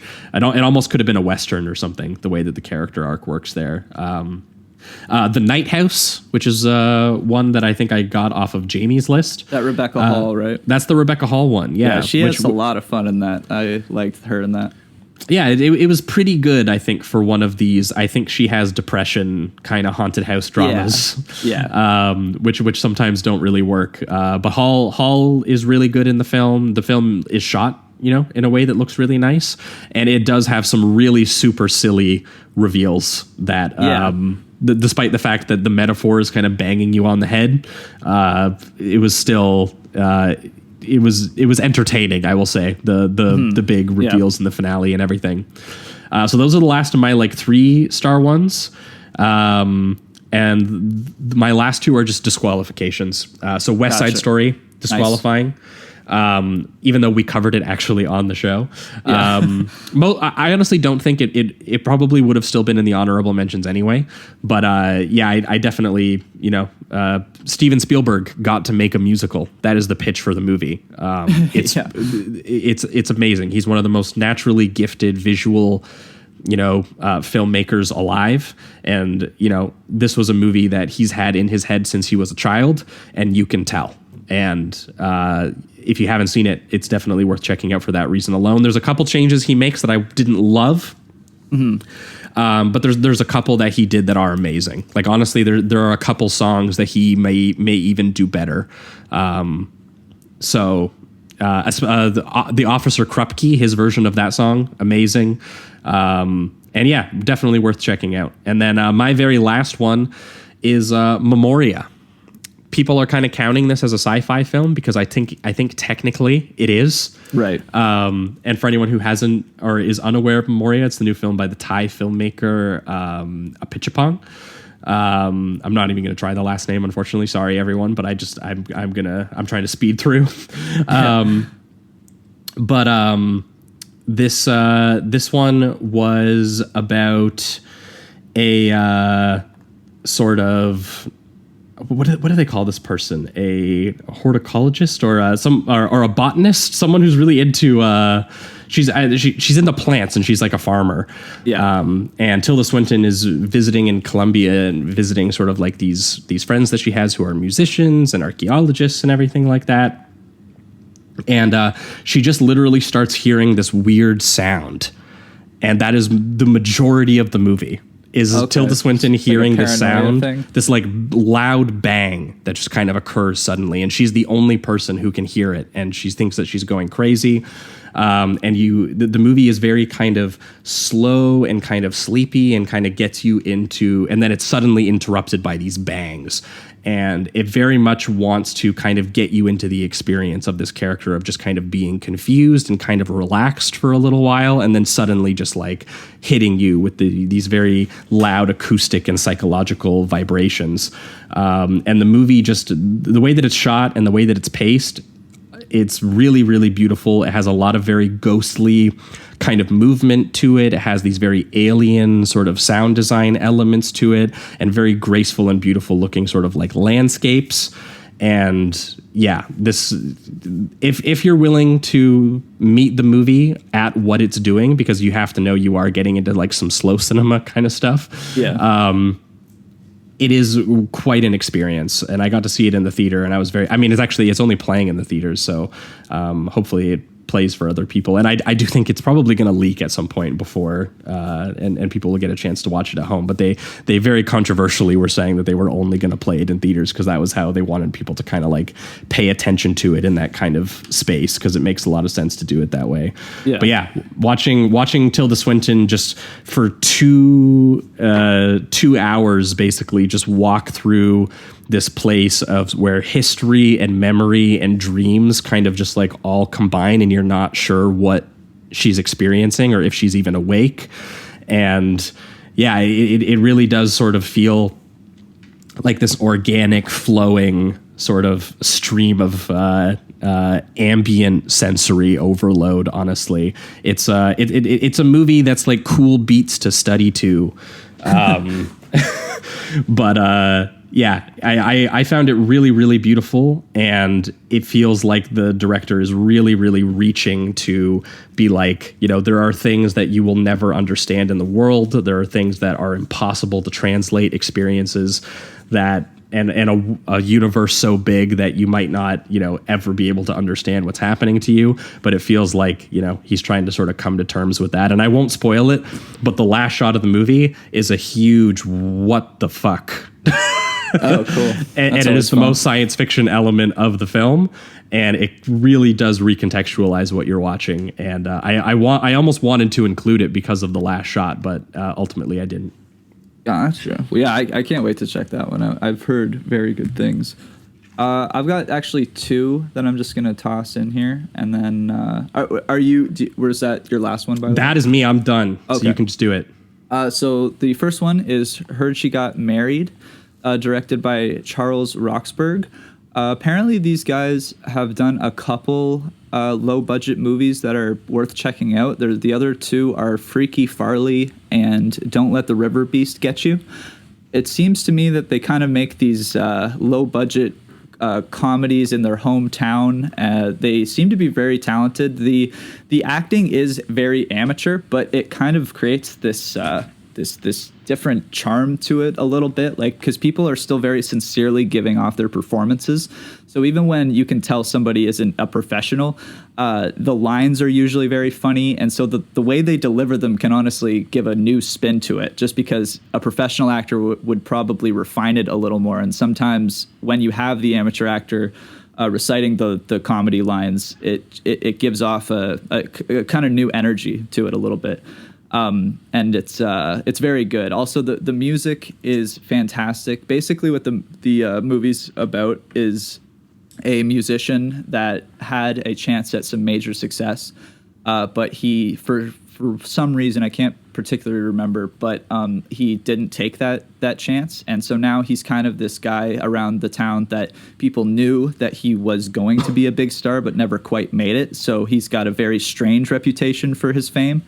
But there's some great scenes where he's actually just playing music with his his new friend within the film, who he suspects might actually be a killer or just something's up with him. I believe he's played by the guy, I think it's Ryan Desmarais, if I'm saying that correct, but he's very funny, really good at delivering some of his lines because he's acting like this very sincere and nice neighbor, and just some of his lines are just so overly happy the way that he delivers them. It's quite funny. So yeah, I would highly recommend it. It's 75 minutes, so really easy to watch. And for the low budget it is, I thought he did some really good photography. There's a lot of shots of him just walking around his old town, and you can tell that, at least I think it's his actual hometown. You can tell that he had a real love for it, or at least has been thinking about these shots for years. He really knew how to capture his city. So yeah, it was really good. I would highly recommend that one. It's heard she got married again. And then the other one I just wanted to mention, just because it has some elements of movies that we've talked about before, is Spencer by Pablo Larraín, starring Kristen Stewart. The reason it is a lot of the time a drama about Princess Diana, but there are elements of The Shining, and there's some like paranoia in there, and every once in a while they throw in some horror elements. Like there's this scene during dinner where she starts to throw up these I think it's like pearls or something like that. I can't specifically remember, but there are elements of horror and thriller-esque things in here that I really appreciated, and some of the camera work was very much taken from The Shining, and I like just how they applied that thought with Princess Diana in this like giant palace. I thought that worked really well. And just to give a shout out to Kristen Stewart, for me, I haven't seen Personal Shopper, which I've heard is also very good, but I thought that this was her best performance that I've personally seen. A lot of the time with Stewart, who I do like, I just find that she has these mannerisms that she can't quite escape, and I see her within a lot of her roles, even though she's still very good and charismatic. With this one, I felt like she really transformed into somebody else, and I don't see that entirely from her all the time, and so I was just kind of blown away by that. So that would be my last one. Yeah. Well, I think we should get into the top 10, and actually there's one last thing I want to mention, which is not really an honorable mention, but it was actually fixing something that accidentally happened last year. Okay. Which was that we didn't get around to watching it, so I felt like sort of similar to Bad Trip, we should maybe give it a shout out here. The Empty Man. Oh, hell yeah. Yeah, that movie. Somehow so Jamie sick. and I did not get a chance to watch it before we recorded last year's episode. So technically this is a last year movie, and it's not on the list for this year. It should have been on the list last year. It would have been, though, yeah. If we had seen it, it probably would have been top 3 for me last year. It's an amazing combination of like a sort of David Fincher-esque digital dark procedural film mixed in with like this creepypasta cosmic horror quality, and it's directed by someone who has been on a lot of David Fincher sets by the name of David Pryor, who since I've actually met, and he is a very lovely man. Nice. And yeah, I just wanted to give his film a shout out here because we somehow didn't get to do it last year, and I felt really, really bad after finally watching the movie and basically having to readjust my top 10 on Letterboxd for that year, and like, fuck. Yeah. I was like, that absolutely would have made the list. Yeah, I mean, when that came out and we started going nuts we did an hour-long bonus transmission on it. Yeah, it was Empty Man fever up in the Patreon, so... Yeah, and it seems like it's kind of spread to a lot of people, and the movie now has, it went from having like a 2.9 on Letterboxd to having like a 3.2 now. So excellent. If you haven't become the Empty Man, if you haven't been infected, if you haven't started spreading it, look into it. Go check it out. Please do. But yeah, that being said, now, because we've already gone so long, we need to get into the top 10. So let's do it. We'll try not to digress too much on these, because I guess it is. That honorable mention round was like an hour and a half. We can't help ourselves. We can't stop. Never stop. All right. Well, now that we've spent an entire episode of the show just doing honorable mentions, let's finish the second half of the show and count down our official top 10s, which, by the way, for anyone not over on the Patreon yet, there's going to be a couple films you're going to hear us talk about here today, and you're going to be like, man, why did they only spend like 10 minutes on that movie? I would have liked to hear more. Probably because we've already talked about the movie for an hour over on the bonus transmission series over on the Patreon. Correct. So, just another shout out, patreon.com/Sleazoids podcast. If there's a couple movies we bring up here that you're like, man, I wish they would have talked about that for longer. We probably already have. Yeah. So and check into that. We might do later if we haven't yet. Yeah, so we might do later if we haven't. But sometimes when we put the year to bed, sometimes we're like, all right, back to the new movies. Yeah. So we'll see. But yes, so let's jump right into it here. Let's start the best genre movies of 2021, starting with number 10. And I'm already cheating, brother. I have two sitting here side by side, but I'm going to do a very short session on both, just because one of them was my number 10, and I liked it being my number 10. And then a movie came out that would have kicked it off, which was The Matrix 4. And I was very sad about kicking this movie off, and I just didn't feel right kicking it off. So that's why they ended up sharing a spot together. So my number 10 is The Matrix 4, or The Matrix Resurrections, as well as No Sudden Move. Nice. So they share the same spot. And Matrix 4 for me, I found it to... I do think that, as Jamie kind of mentioned in his honorable mention, that it does suffer a little bit comparing directly to the original film, which is something you can't help but do because the movie does it itself. It constantly shows you shots from the original film in the actual film itself as part of the text. And obviously, it's very notable that the film is not choreographed by Hong Kong stunt legend. And the shooting style is very different. It is developed with Lana Wachowski and looks a lot more similar rather than the original Matrix trilogy to something like Jupiter Ascending or something like Sense8, their Netflix show. Yeah. So if any of that bothers you, I think it's understandable. Yes. But for me, I found it just really, really cool to see an artist return to something that they made decades later. And, to have seen the artist not just change, on a personal level, but on like a formal level, on a filmmaking level, someone who has really come into their own and wants to do something else. And it was very interesting watching someone who very clearly was like, I have moved on from this section of my life, and here is me wrestling with that on film kind of for you and developing that into the story itself, making something so idiosyncratic and meta and very much about the experience of aged characters experiencing this deja vu that they are in the film. I think Nick in our Discord called it Lana Wachowski's new nightmare. Yeah. Which I think is really spot on and really kind of gets at what is trying to be attempted to be done here. And I think it is destined inherently to just kind of piss people off, which, some of it understandably, some of it a little, I don't know what you want.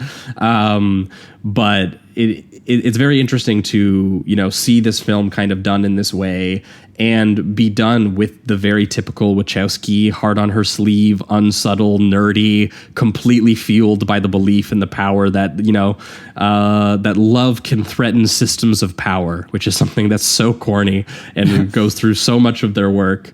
But I love it. Honestly, I felt more Speed Racer in this film than I did The Matrix. Yeah, for sure. I think that that's possible. That is something people just don't want, which fair enough. But for me, I found it a really, really engaging experience. And I found the movie very strange and weird. And I think that, it's just kind of amazing. I think I made a tweet about it that, like, we have a franchise like this that was directed by, sort of like the same people throughout the entire thing. And not a single sequel is basically like the film that came out before it. Like, Reloaded got in a lot of trouble because it was so different from the original Matrix and people wanted the original Matrix back. And then Revolutions, people were like, oh, fuck, give us more Reloaded. What the fuck is this? And I think the same thing is happening here. People are going, oh, no, give me more Reloaded and Resurrections over this. And I think that, I do have a feeling that, some of this is, for a lot of people, on subsequent watches, the commentary and the fact of its existence on where movie making is right now versus where movie making was in 1999, and watching both Wachowski deal with it, watching her characters deal with it. I think it's going to age. It's going to age better than people are suggesting it will. And also, there's just really cool shit in it. As Jamie mentioned, the stuff with Neo and Trinity, I find really, really moving.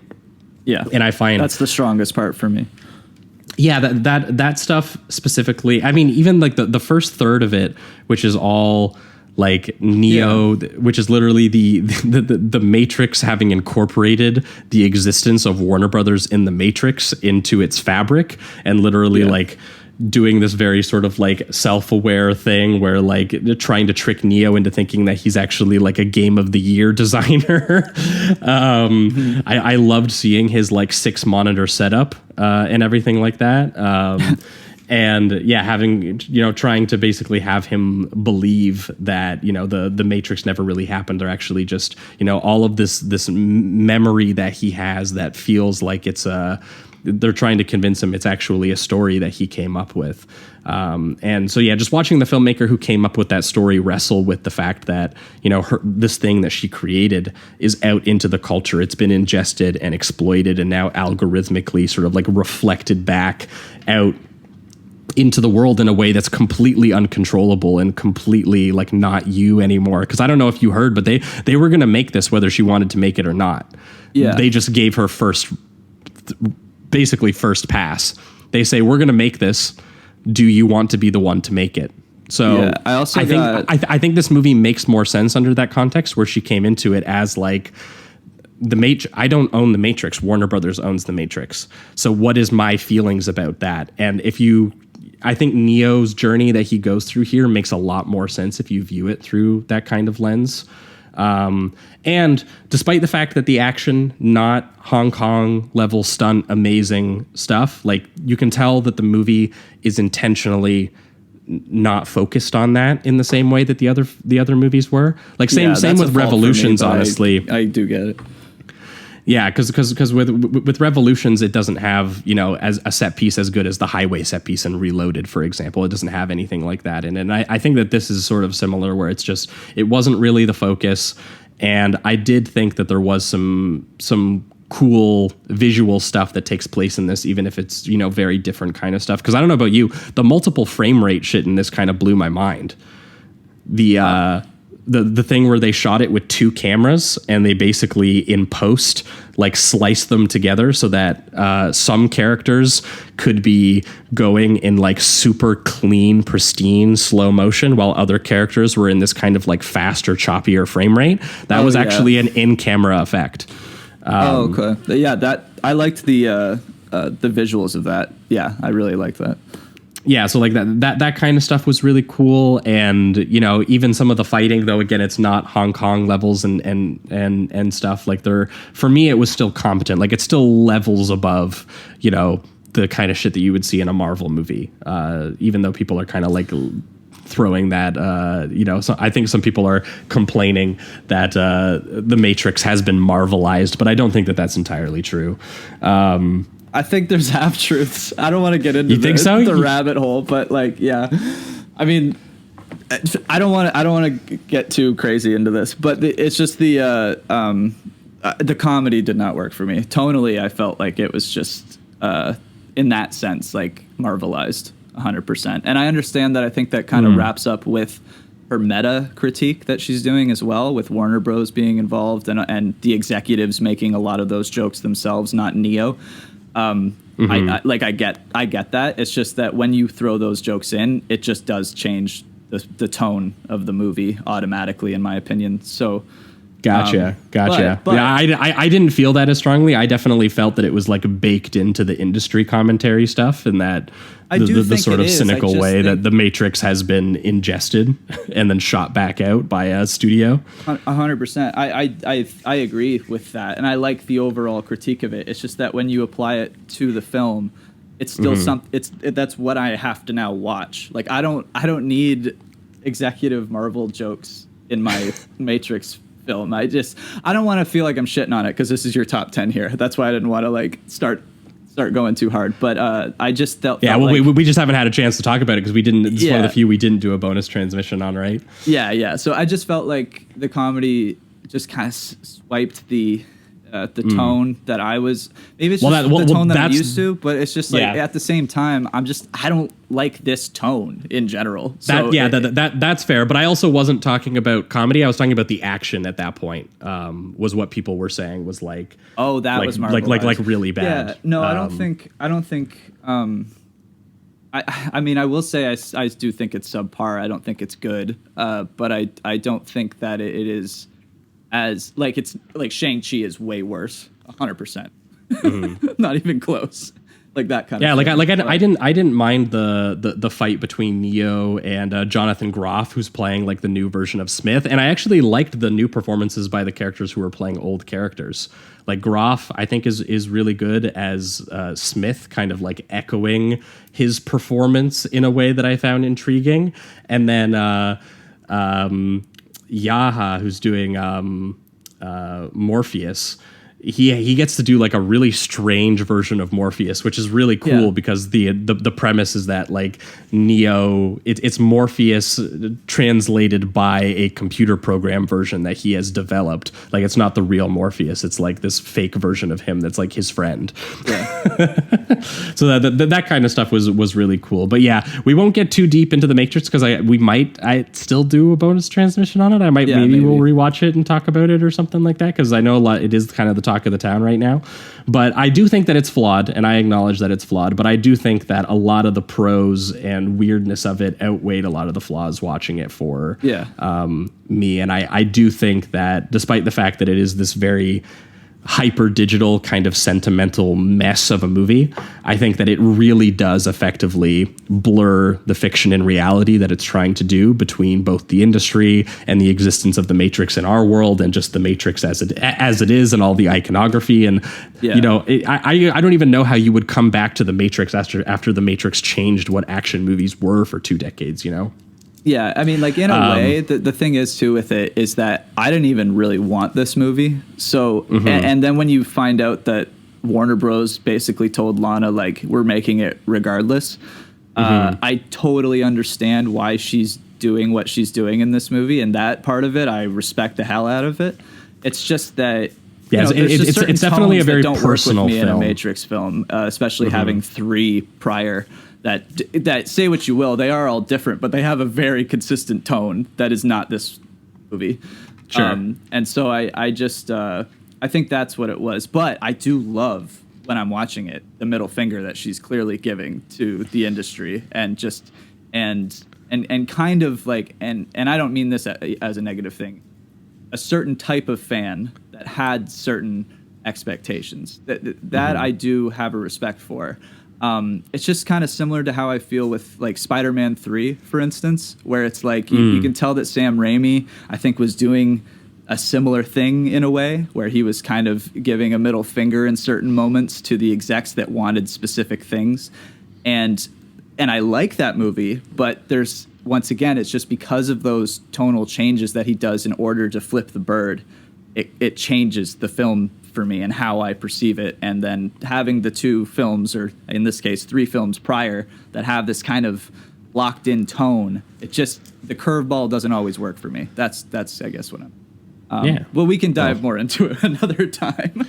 Yeah, we'll dive into it another time. But yes, Matrix 4 just barely snuck into my list because I didn't, and because I didn't want to kick off No Sudden Move, which is the other one, which was the new Steven Soderbergh film, which we kind of caught very early in the year. It was one of like the first, I think, 4s that we gave out. I think we did a bonus transmission for it as well, so I'll be kind of brief on it as well. Sure. But it is a really cool little deceptively bleak kind of period noir crime caper kind of film, and it's basically about a bunch of low level schemers from their point of view trying to climb up the industry ladder and trying their best to sort of like navigate this sort of like criminal game / system that's been over the course of the mystery of the film, we learn that it's been distorted and warped to the advantage of people in power and people who have corporate power specifically and are maybe unseen.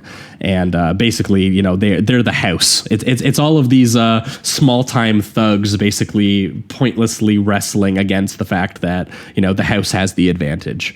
And I found that, you know, once that's sort of revealed over the course of the movie, I found that to be really strong. And there's a lot of really great performances in it, like Don Cheadle, Benicio del Toro, Ray Liotta, Brendan Fraser, The God. Hell yeah. Kieran Culkin, Julia Fox. Like the Matt Damon shows up for his regular Steven Soderbergh cameo. So yeah, I found that you know, despite the fact that the movie is very tonally playful and kind of funny, and the characters have a lot of personality to them, the sort of larger portrait being played reminded me kind of a little bit of the Coen brothers, you know, yeah, where there's these characters are kind of trapped in a system that they can't see entirely, and then they, over the course of the movie, they kind of get a glimpse of it. And cool just to see someone do, you know, again, sort of you know, go back to noir elements, guys in the suits and the hats with the guns. Hell yeah. Doing little heists, you know, that kind of thing.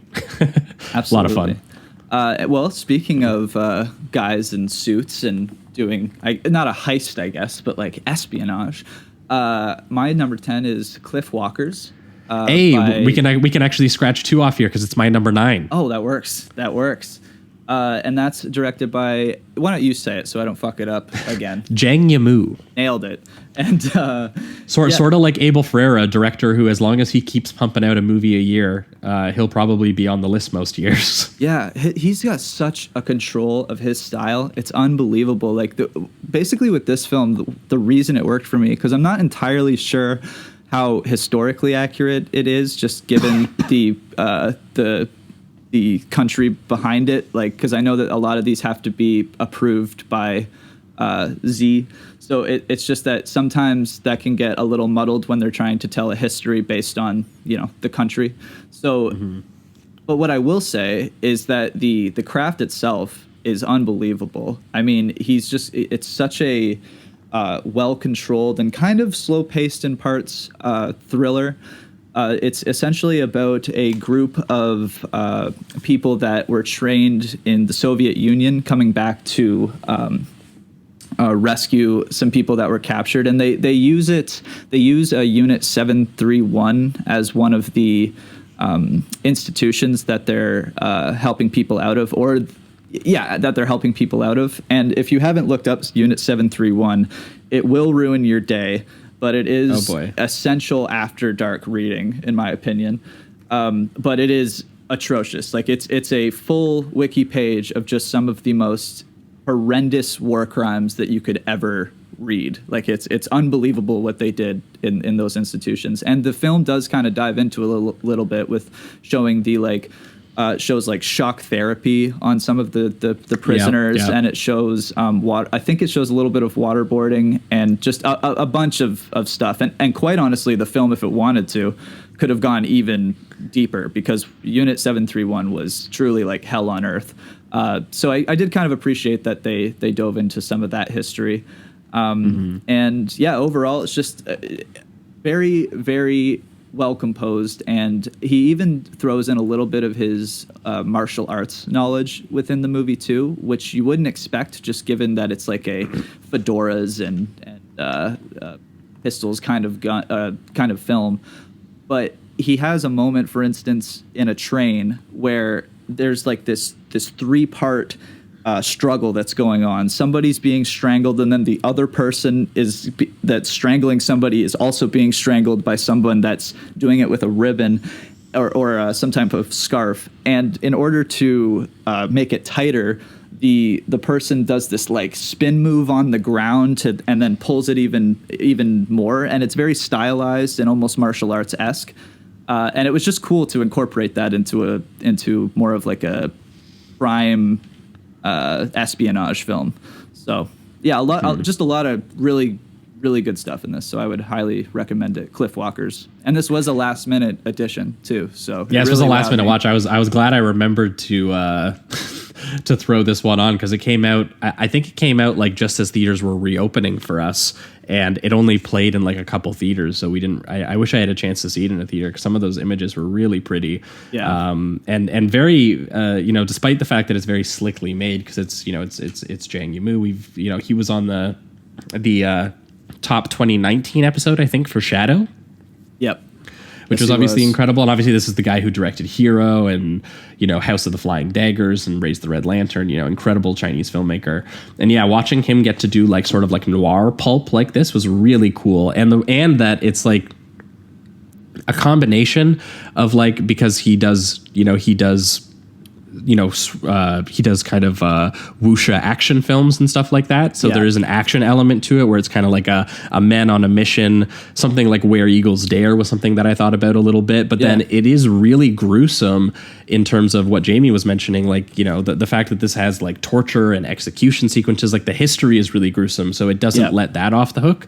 And so in order to do that, it does this really brutal sort of cold, very snowy wartime paranoia and loneliness of something like Army of Shadows for anyone who's seen that. I still got to see that. It's a movie that has it's got the guys in fedoras and it's got the double crossing and it's got the very noiry shadowy alleys and train fights and car chases. I love some of the POV shots, like the POV shot of them landing in the snow with their parachutes. Or and the other POV shot of the city that they do. Yes, the downtown area, and so it looks like straight out of the 30s. It's beautiful. Yeah, and there's a POV shot of them like crashing into a telephone pole and watching it fall and stuff like that. Like there's some really, really cool gunfights and that do incorporate a couple sort of very sleek martial art elements into them as well.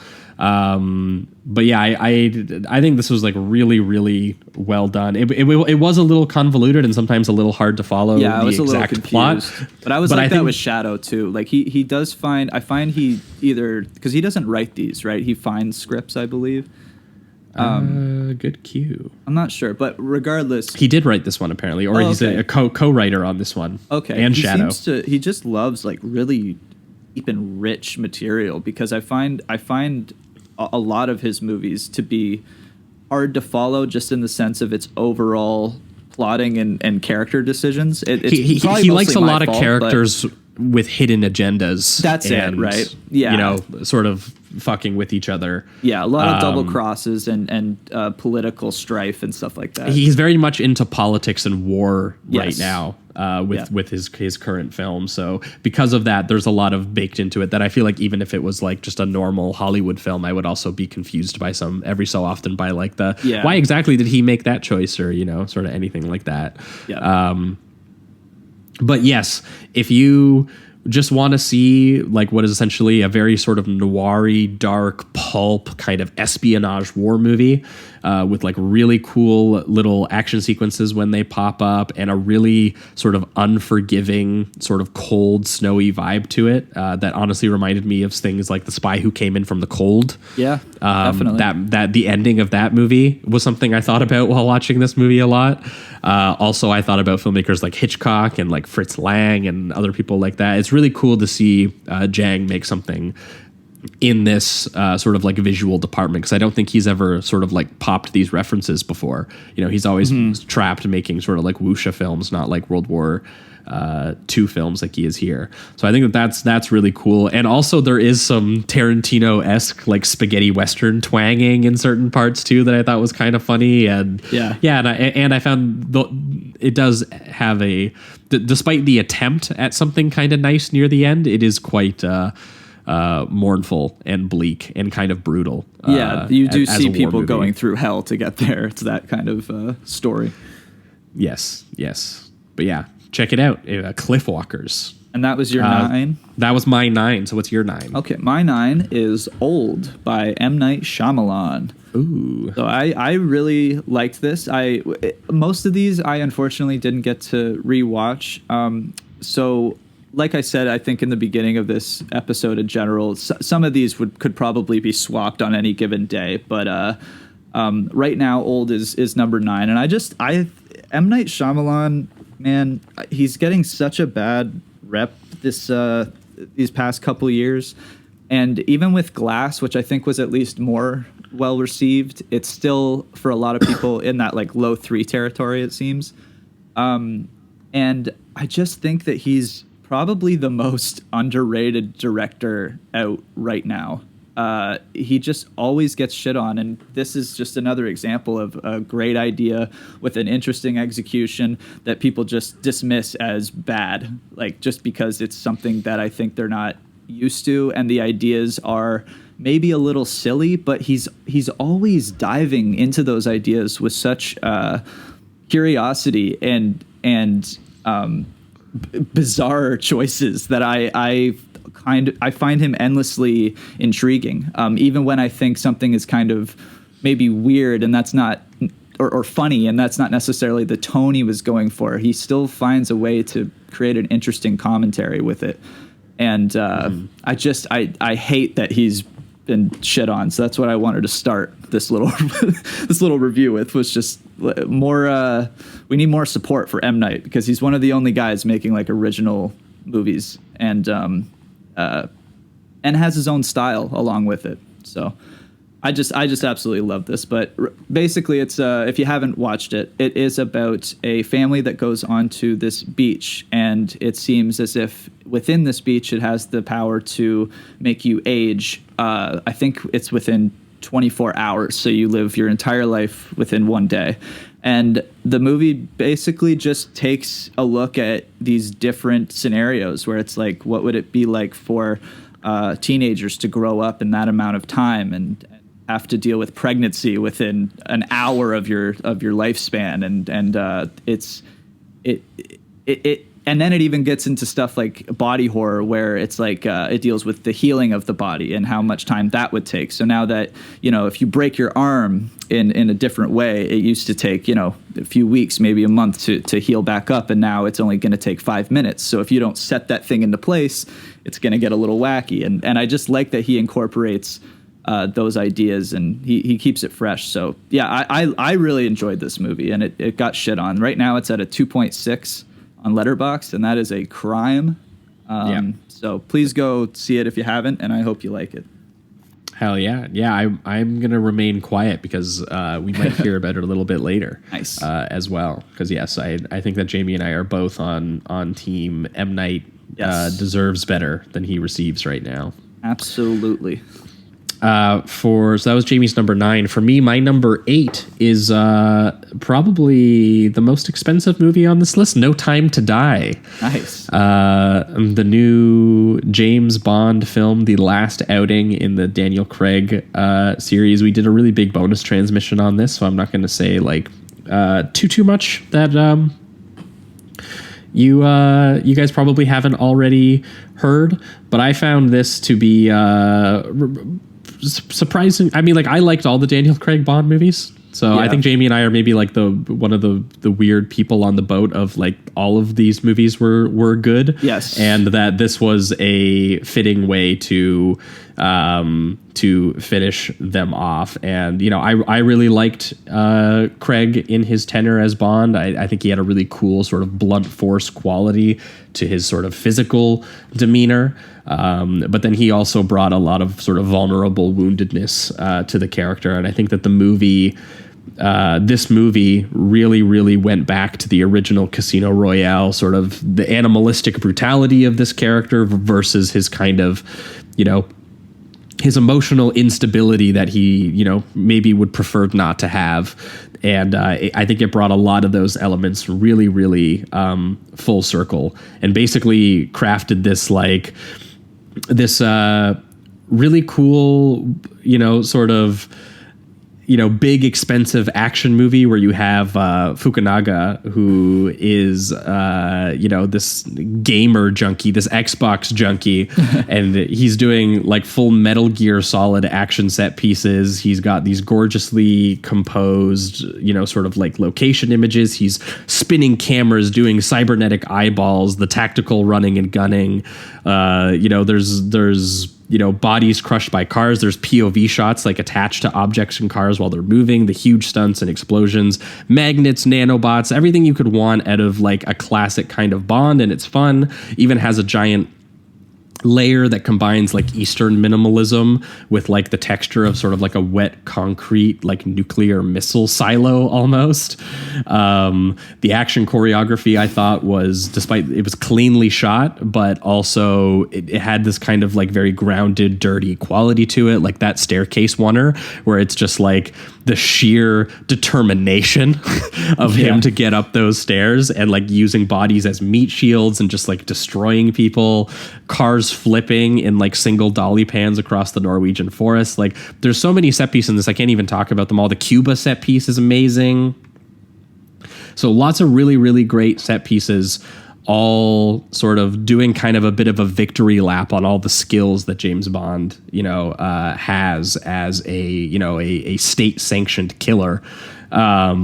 But then also kind of weaves in this very moving, I found, sort of what should be a love story, but that's also kind of a spoiler alert breakup story, which I won't say exactly why. And the whole movie kind of does have this very sort of melancholy, sort of funeral aspect to it, because we do know that this is Daniel Craig's last time playing the character, and you can tell that he put all of his energy into this, because this dude has wanted to kill himself for like 5 years.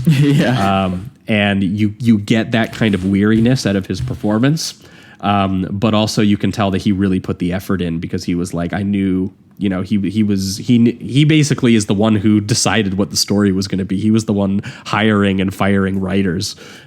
So it was, a lot of this was up to him where this was eventually going to go. And I think that he chose a really, really, expressive, psychologically engaged place to take this character, which again, I'm, trying to avoid spoilers, so I'm not going to say much more than that. But after you've seen the film, we did a full bonus transmission where we went full spoiler free, and we kind of talked about a lot of the ways that they really properly mirrored this franchise and Casino Royale, and how they did some stuff that was kind of painful and beautiful in terms of character work, which is not what you necessarily expected of a movie that cost this much money. And oh my god, I don't even know how I didn't mention this, a franchise movie that ended. Yeah, what a miracle. That's probably a huge reason why it ended up on my list, because I rewatched it and I was like, man, it's so fucking amazing to see one of these movies actually have an ending. Yeah. It's like, I don't even know if we're ever going to see that again. That's going to be like the rare thing. I think it'll be the only franchise that ever actually ended. We'll see another Bond in 5 years, but it'll at least be different. Exactly. But yeah, so No Time to Die. Nice. Probably one of the biggest movies I'm going to include on here, but check it out if you haven't seen it somehow. Yeah, that one's on mine too, just slightly lower. But, okay. So we'll come back to it. My number 8, and I did debate on putting this on here, but I felt like it had enough setup and kind of it on purposely subverts the genre a little bit. So I am going to include it. It's Pig. Directed by Michael. Yes. I forgot to mention this would have been honorable mention for me. This just barely didn't make the cut. Yeah. And it's starring Nicolas Cage, my boy. So loved that. But what I really appreciated about this, especially how it was kind of advertised to people, which was like, you have Nicolas Cage. We all know his reputation. And that he's going to be getting revenge for somebody that took his pig. So instantly your brain starts to go to like the John Wick, but with Nick Cage. And you think that this thing is just going to be over the top, crazy Cage levels and all that. And what they end up doing is kind of subverting that expectation a little bit and making it more about this journey about loss and grief.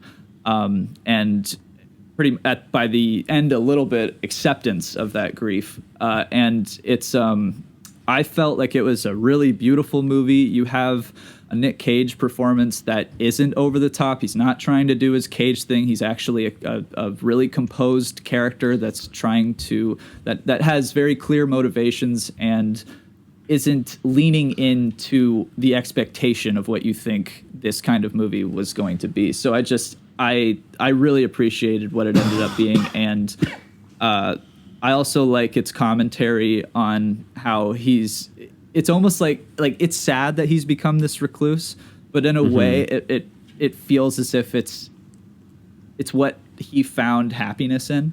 And so I don't want to spoil anything, but as it goes on, it definitely does get very sad, especially as you kind of unravel his past and some of those aspects of it, which they never really fully answer, which I like too. It kind of just gives you little moments that when he talks to people about his past, and you kind of just you learn about him through those moments. So if you haven't seen it, I'd highly recommend. And if you're not into the whole like super Cage thing, then this actually will be something for you, because he's very composed in this.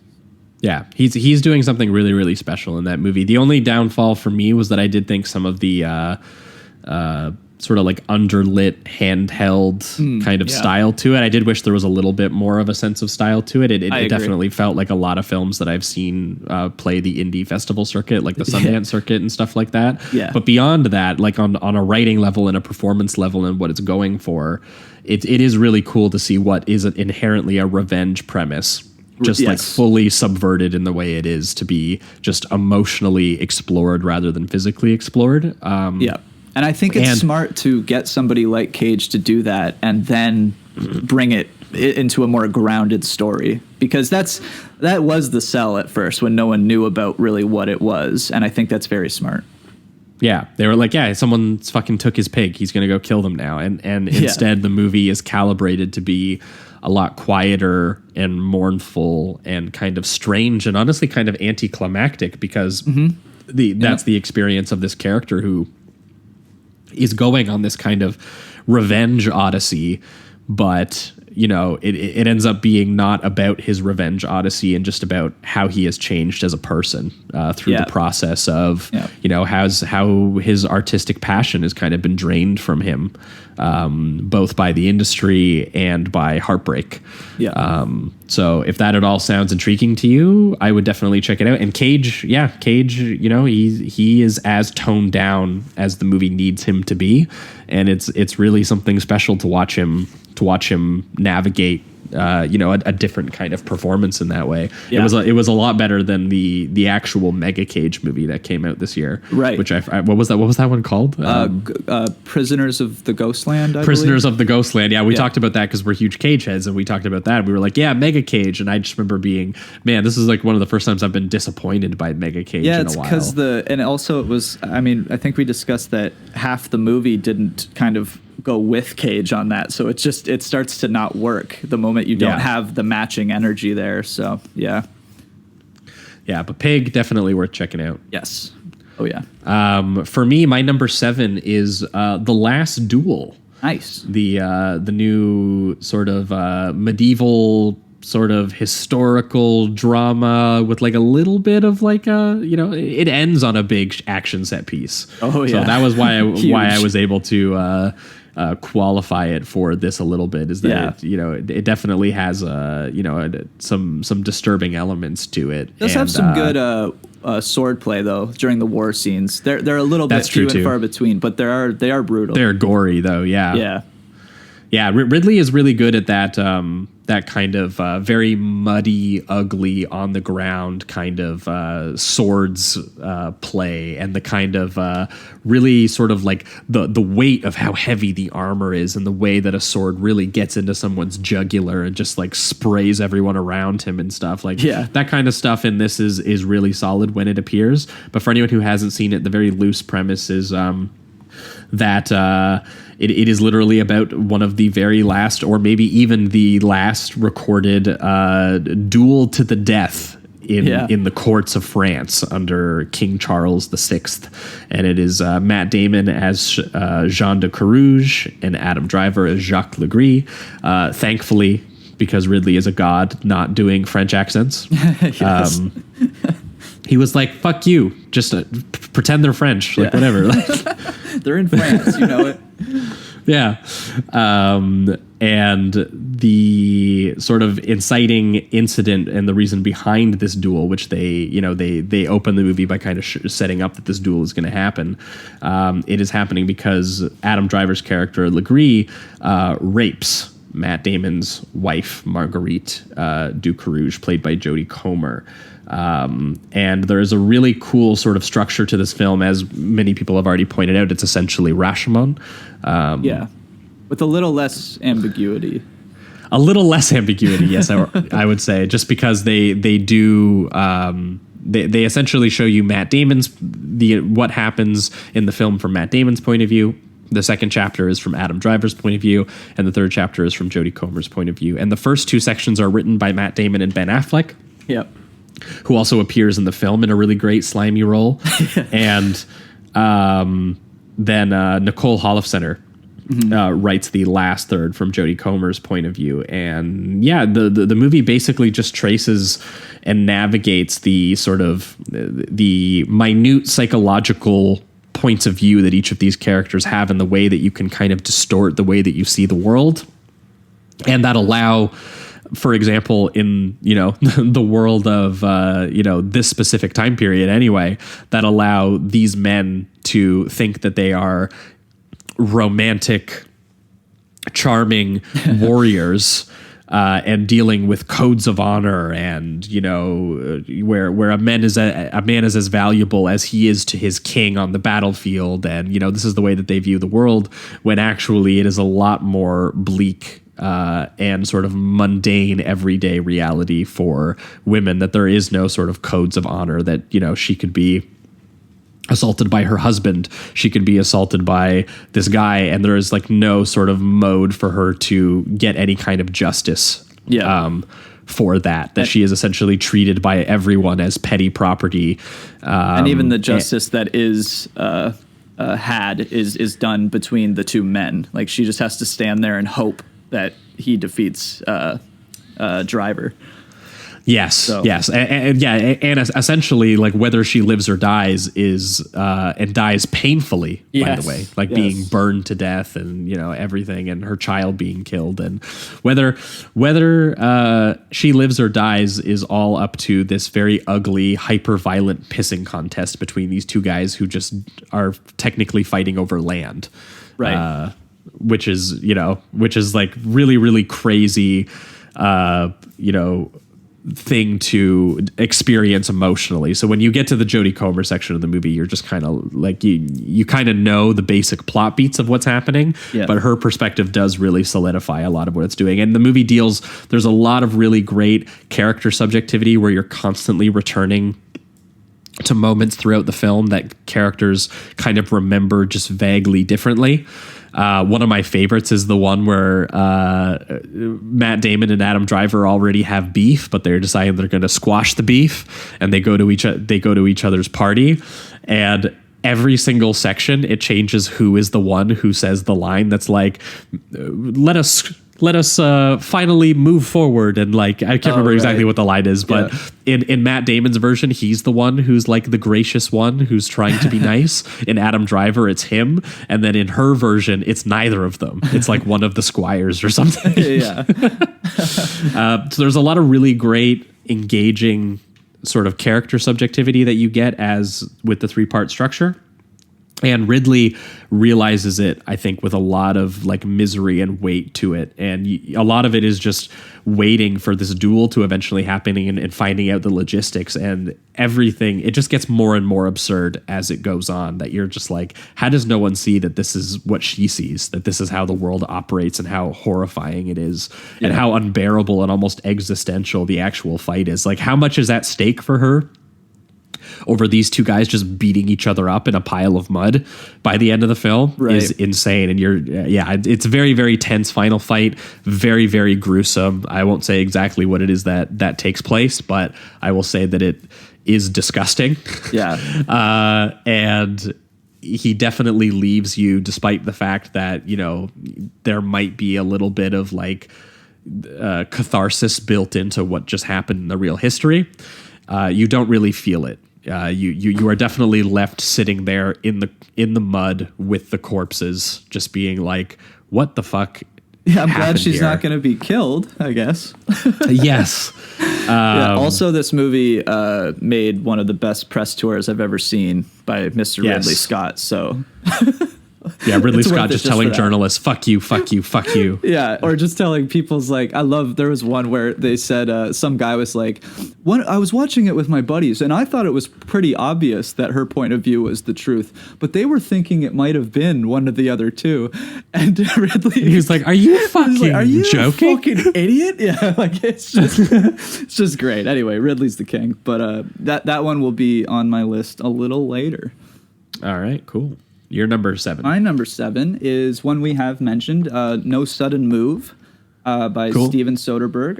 I had an absolute blast with this. It was also great to see Big Boy Fraser on the screen. That was awesome. Yes. I just love him so much. And, Chunky King. yeah, and he's bringing it, man. He's coming back. I hope to see more of him. But everyone in this is fantastic. I just love like you said, the kind of Coen-esque stupid criminals that are seemingly good at their job, but just seem to keep fucking up more and more as the movie goes on. Also, I like just that it's not even necessarily sometimes characters being bad at their jobs. It's just the people they choose to trust is also a factor in their demise. So Yeah. there's a lot of fun to be had in this, and I don't have too much to add. I just thought it was really well put together. It did remind me of a Coen's movie, and it's just got some great performances and some really funny writing too. There's a lot of really great jokes that even kind of go lean into the grittiness a little bit. Like there's one really funny moment where David Harbour has to beat up his boss to get a document, and he doesn't want to do it. And he's trying to tell his boss that he doesn't want to do it. So as he's like punching him, he's just like, I don't want to even do this. And there's a lot of comedy involved in that. So it's not just like gritty. The violence is very quick and gritty, and people do die. It's bloody, but when they die. Yeah, but there's almost like this ironic twist to a lot of it that I really appreciated. So yeah, that's my number 7. Yeah, because for a lot of it, it's like a lot of selfish characters, like Yes. just like meeting, the sort of like accidental fate almost. Right. Yeah. Where everyone's agendas are kind of clashing up against each other.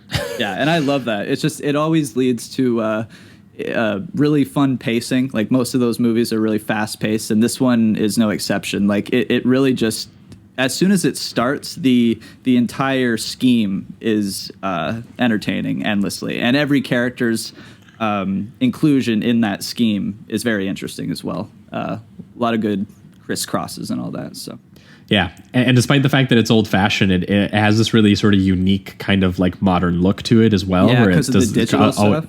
Yeah, it's always doing that like digital fisheye kind of look to it almost, which is really like Huge distorting wide shots. the peripheries.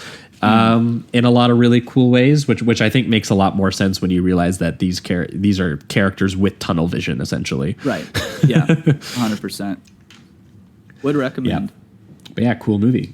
For me, my number 6 is one that already got brought up, and it is Zeros and Ones. Nice. The new Abel Ferrara film, which I think that it is kind of incredible because the poster makes it look like a direct-to-video action movie. Yeah, And I love it. It's hilarious. 'cause it is not. Because it is very much not. But then the actual film is him continuing this sort of like film festival art house exploitation run that he's currently doing. And it's amazing to see a dude be 70 years old and just be who he is and still finding ways to not just like change up, the style of his films, but to basically just like completely restart from the ground up and do something totally insane. Because this film, I don't know if you looked into it, Jamie. This is shot by Sean Price Williams, who is the cinematographer for Good Time. Awesome. Yeah. This is Abel Ferrara watched Good Time and was like, yeah, I want to make something with this guy. I want to make something fucking crazy. Yeah, I can imagine him fucking saying it. He's like, you dig? We're going to make something fucking crazy. And this very much replaces Siberia, which had this kind of very internal kind of expressionist kind of style to it that was very much about, Abel Ferrara feeling like he's kind of reached it to the end and using Willem Dafoe as kind of an insert for him a little bit and having him go through this kind of carnival of all of the memories that got him to his isolation, and the sort of like then merging it with kind of his sexual impulses and some of the violence and the history, and it's very nightmarish, Yes. and it's very expressionist, and which this is very much not. It's very interesting watching, like, that was a very sort of psychological, sort of internal kind of film, and this film is very much external. This was filmed during the pandemic in Italy, where he was living at the time. And it takes place in a fully like masked up Rome that's like basically like empty streets entirely on the ground level. And it's essentially this very noisily textured vision of like a geopolitical espionage / surveillance kind of film. But it as Jamie mentioned, it's very difficult to follow because it's been narratively and stylistically essentially abstracted by the paranoid psychology of the character that Ethan Hawke is playing, who is this character who is literally just someone who traffics in information. So he's literally like capturing things on video and giving them to people, or literally delivering sort of like mail, almost basically a mailman. And I believe he plays like a twin brother too that's on the opposite political side, or something like yes, that. Yes, there is which a like even complicates the image a little bit more, because you have two Ethan Hawkes that are doing two different things throughout this crazy film.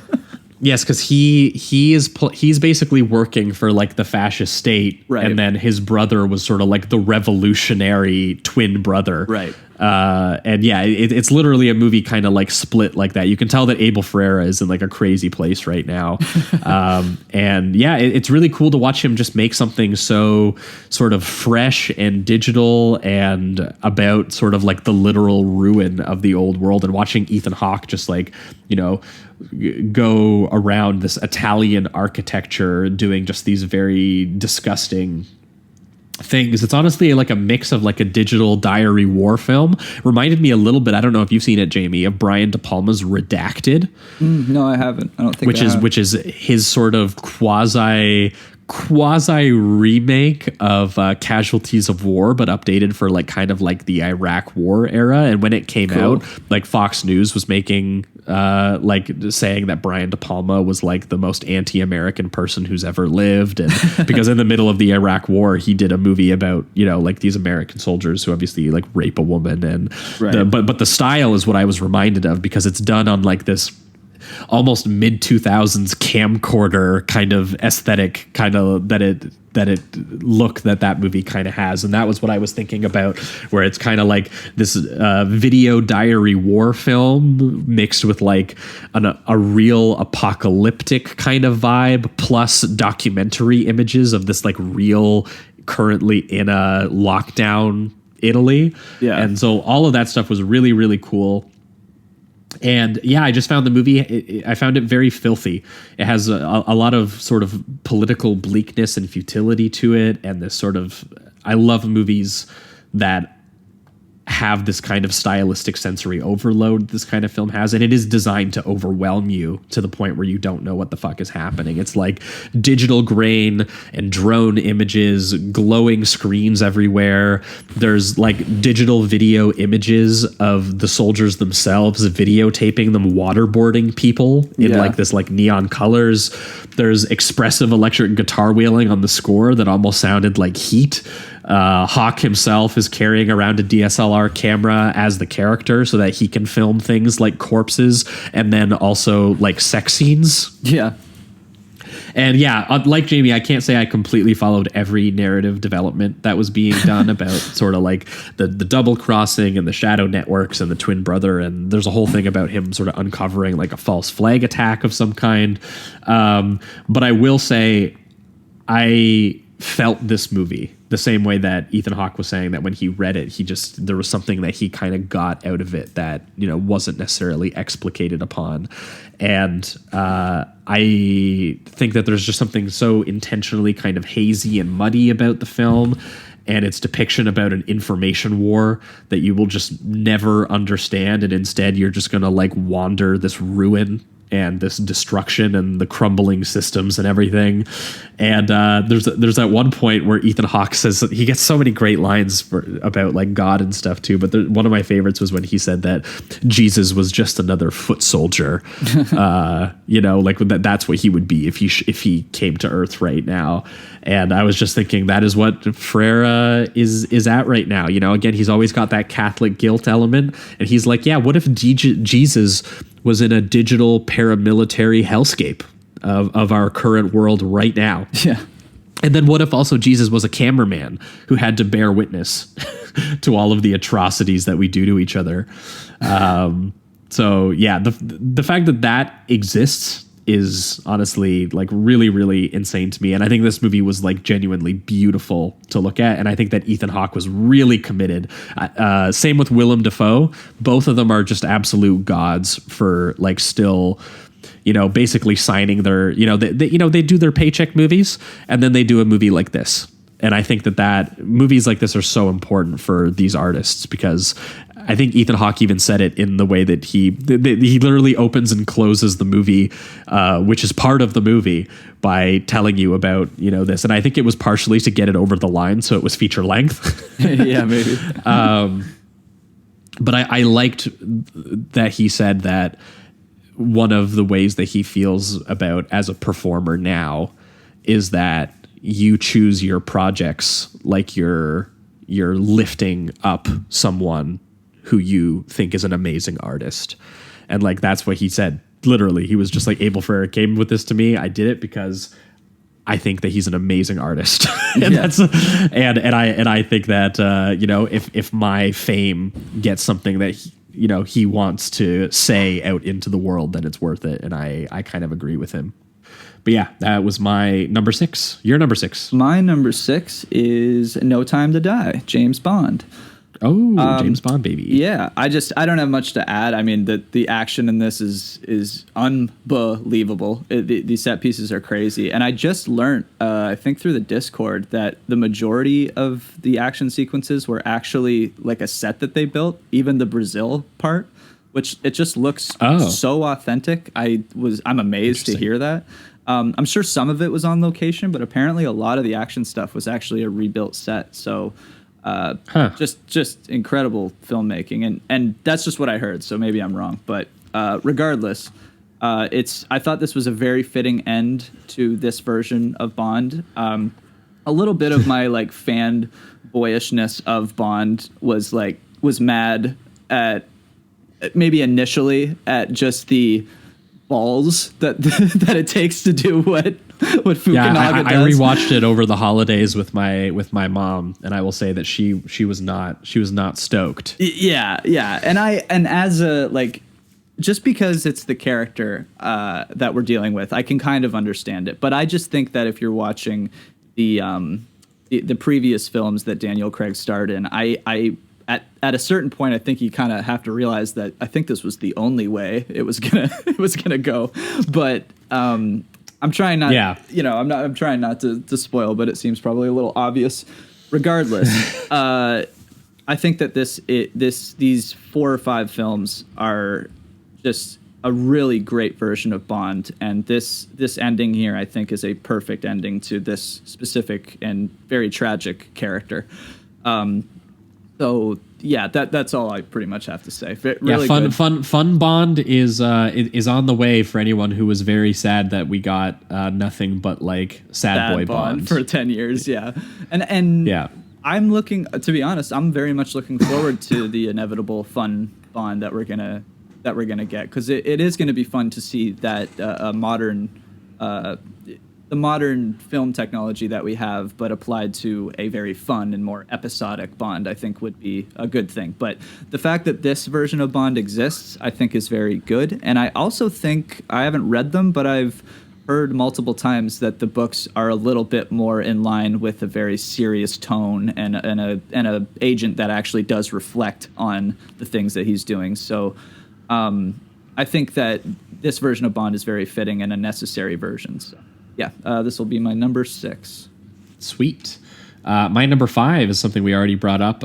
Old. Nice.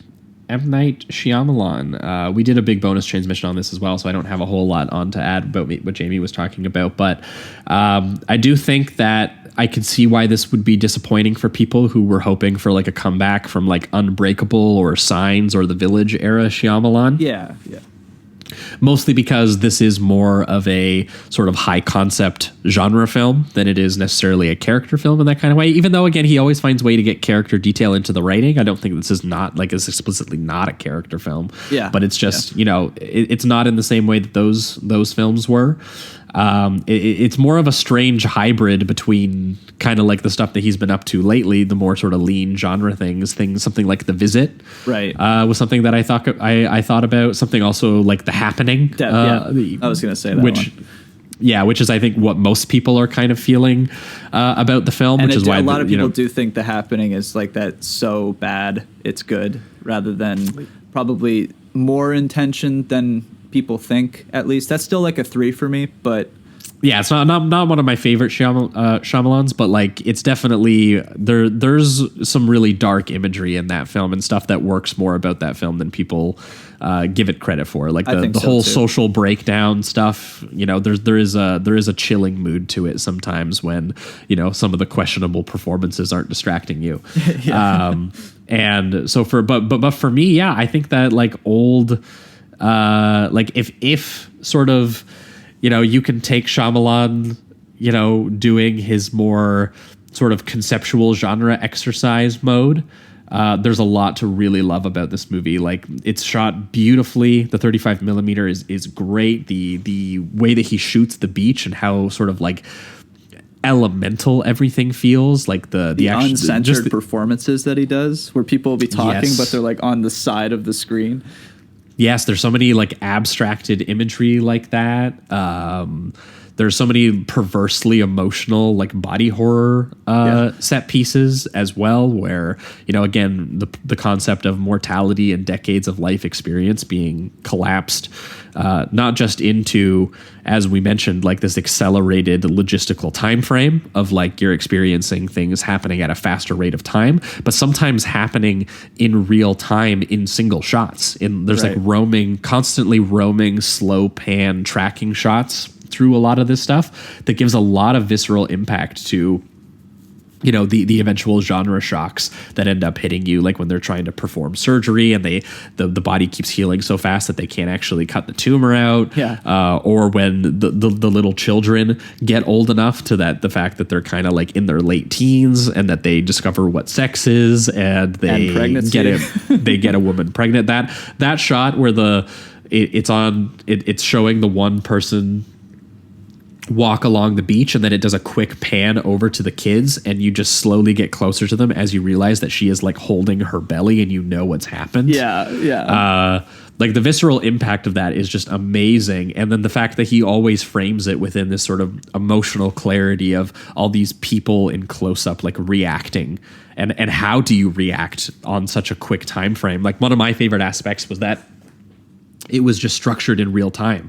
So like they're dealing with so many problems, like people just speeding up their aging process and then just naturally dying, or some people speeding up their process, which is accelerating diseases or, issues that they have with their body, and watching just like one after another. They can't even solve one before the next problem comes up. Right. So I found that pacing really, really effective. And I found it, kind of really cool as this, this idea of like what people are capable of overcoming under exceptional circumstances, which is something that kind of goes through a lot of Shyamalan's work, of like characters seeing something extraordinary and kind of having to deal with it. And I think that he eventually kind of gets to a cathartic place with this. Despite the fact that he really puts his characters through the physical and like emotional ringer, at least in terms of like microcosm here, like the things that they deal with. I mean, Jamie already mentioned the woman whose bones get brittle because she's not drinking her milk, and she literally turns into this like like 8-legged monster as her bones break and heal, and she's like trying to chase the kids down. And like there's a great use of, at one point, someone stabs someone with a rusty blade, which then immediately sort of like starts infecting their body, and they can't deal with the infection fast enough because it's already in their body. And yeah, like all of that stuff, he came up with nonstop thriller set pieces to get this idea across, and it's still psychologically engaged with these characters and with the experience that they're going through. The only thing that didn't super work for me was like the last literally like maybe 20 seconds of the movie. Yeah. A little just, I don't know if it's too on the nose, so it comes off as too silly after what you've seen. But yeah, it's just a little much.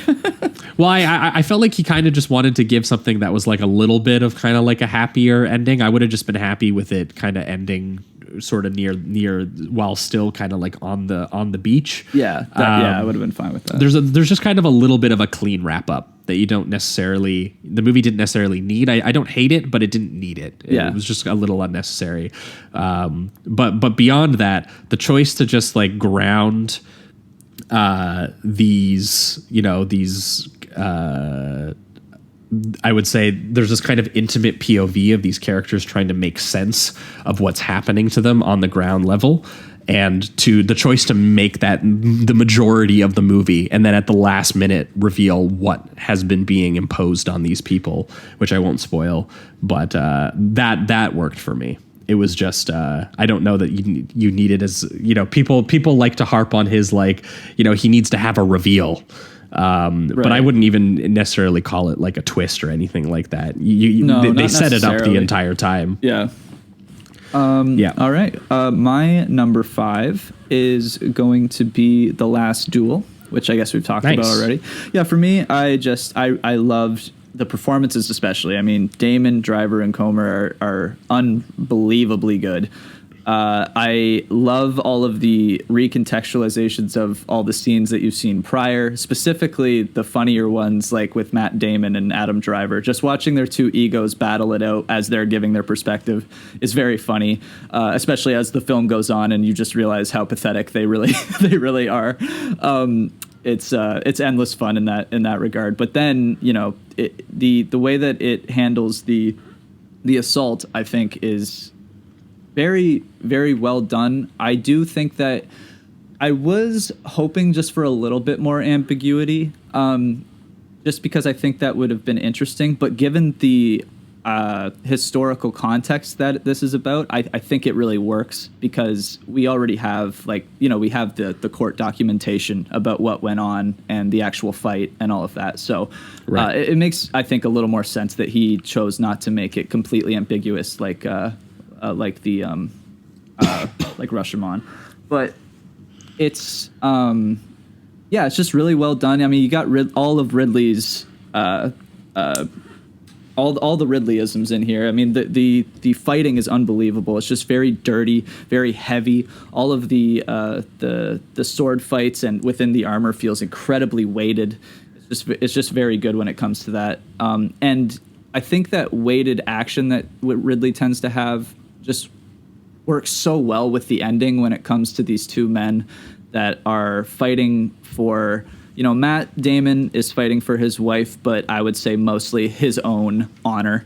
Adam Driver the same. And you just really feel their hatred towards each other and their circumstances while they're just swinging at each other with these giant swords, and it even starts as a joust, so they're jousting and it goes to groundwork after that. It's just an unbelievable fight, and I think it was fantastic, and I like the subtle little differences they do in each in each perspective, specifically when they get to Adam Driver and Jodie and the assault, where it's just subtle things like Adam Driver views her going up the stairs more playfully, whereas Jodie sees it more as like she's tripping and falling and she's losing her shoes, where he thinks and terrified. Yeah, and he thinks that she's just like slipping off her slippers while she's going up the stairs. So just those like very small, subtle changes, I think, were really, really smart and very well done. So I would suggest it. The Last Duel, Ridley Scott, number 5.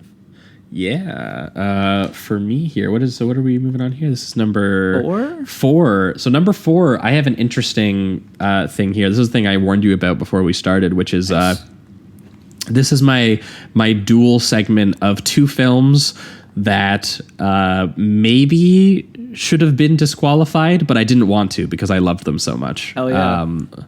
So this is this is one, and it was ones that I wrestled with. Like I obviously disqualified some other ones for not being technically genre-y enough. Yeah. So one is Power of the Dog. Okay, yeah. Which is the new Jane Campion Western film, which I think I like that one. I think technically is, on the most basic level, it is like a Western with some sort of, the sort of psychosexual mystery kind of elements thrown into it. It even does have some sort of violent elements thrown into it, but the tone is very art house drama. So that was why I was kind of on the fence about it. Yeah. Because I was like, the tone and style aren't quite the normal thing that I would include, but like looking at it on paper, it should be included. And the other one I wanted to include was Red Rocket, which is a film that on paper probably should not be included, but has to be included because I think it is one of the sleaziest movies that I saw this year. Yeah, that one's further up on my list. Yeah, so we'll do both, but for Power of the Dog, for me, I'll do these ones kind of fast since I cheated here. But it has a very gorgeous sort of Western backdrop to it. It has a really amazing score by Johnny Greenwood, who is slowly just becoming just one of the best composers very around. Good. He also did the score for Spencer this year, which was really good, and obviously he's done basically all of the PTAs since There Will Be Blood. I think his Phantom Thread is unreal. Same with The Master. Yeah.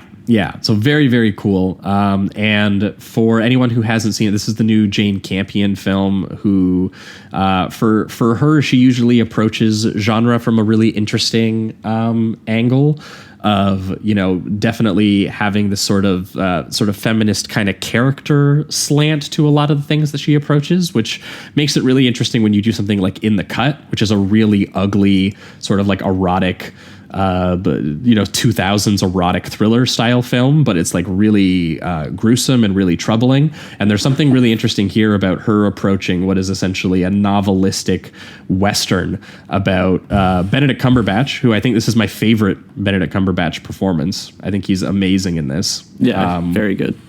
Who is playing this character who is something you wouldn't expect him to play or play well. This very sort of like macho alpha cowboy character who is just an absolutely disruptive force to every single thing around him, and constantly putting people down and ruining relationships with people, and constantly just wanting to be dirty and literally won't even take a bath when characters ask him to take a bath. And watching him kind of deal with essentially this character that comes into his life, who is a kid who is experiencing a lot of the same things that he might have experienced when he was younger, because that's just it. You realize over the course of the film that Benedict Cumberbatch has formed this persona specifically because of the way that he looks and the way that it doesn't suit him. Because you can assume that as a child, like sort of like this, who's the kid, Cody Smith McPhee? He is someone who also, would have been seen as like this skinny kind of outcast weirdo that, doesn't really fit into the Western vista and the cowboys and, all of this kind of stuff. They don't belong in that kind of image. It's not the way that they look. It's not the way that they act.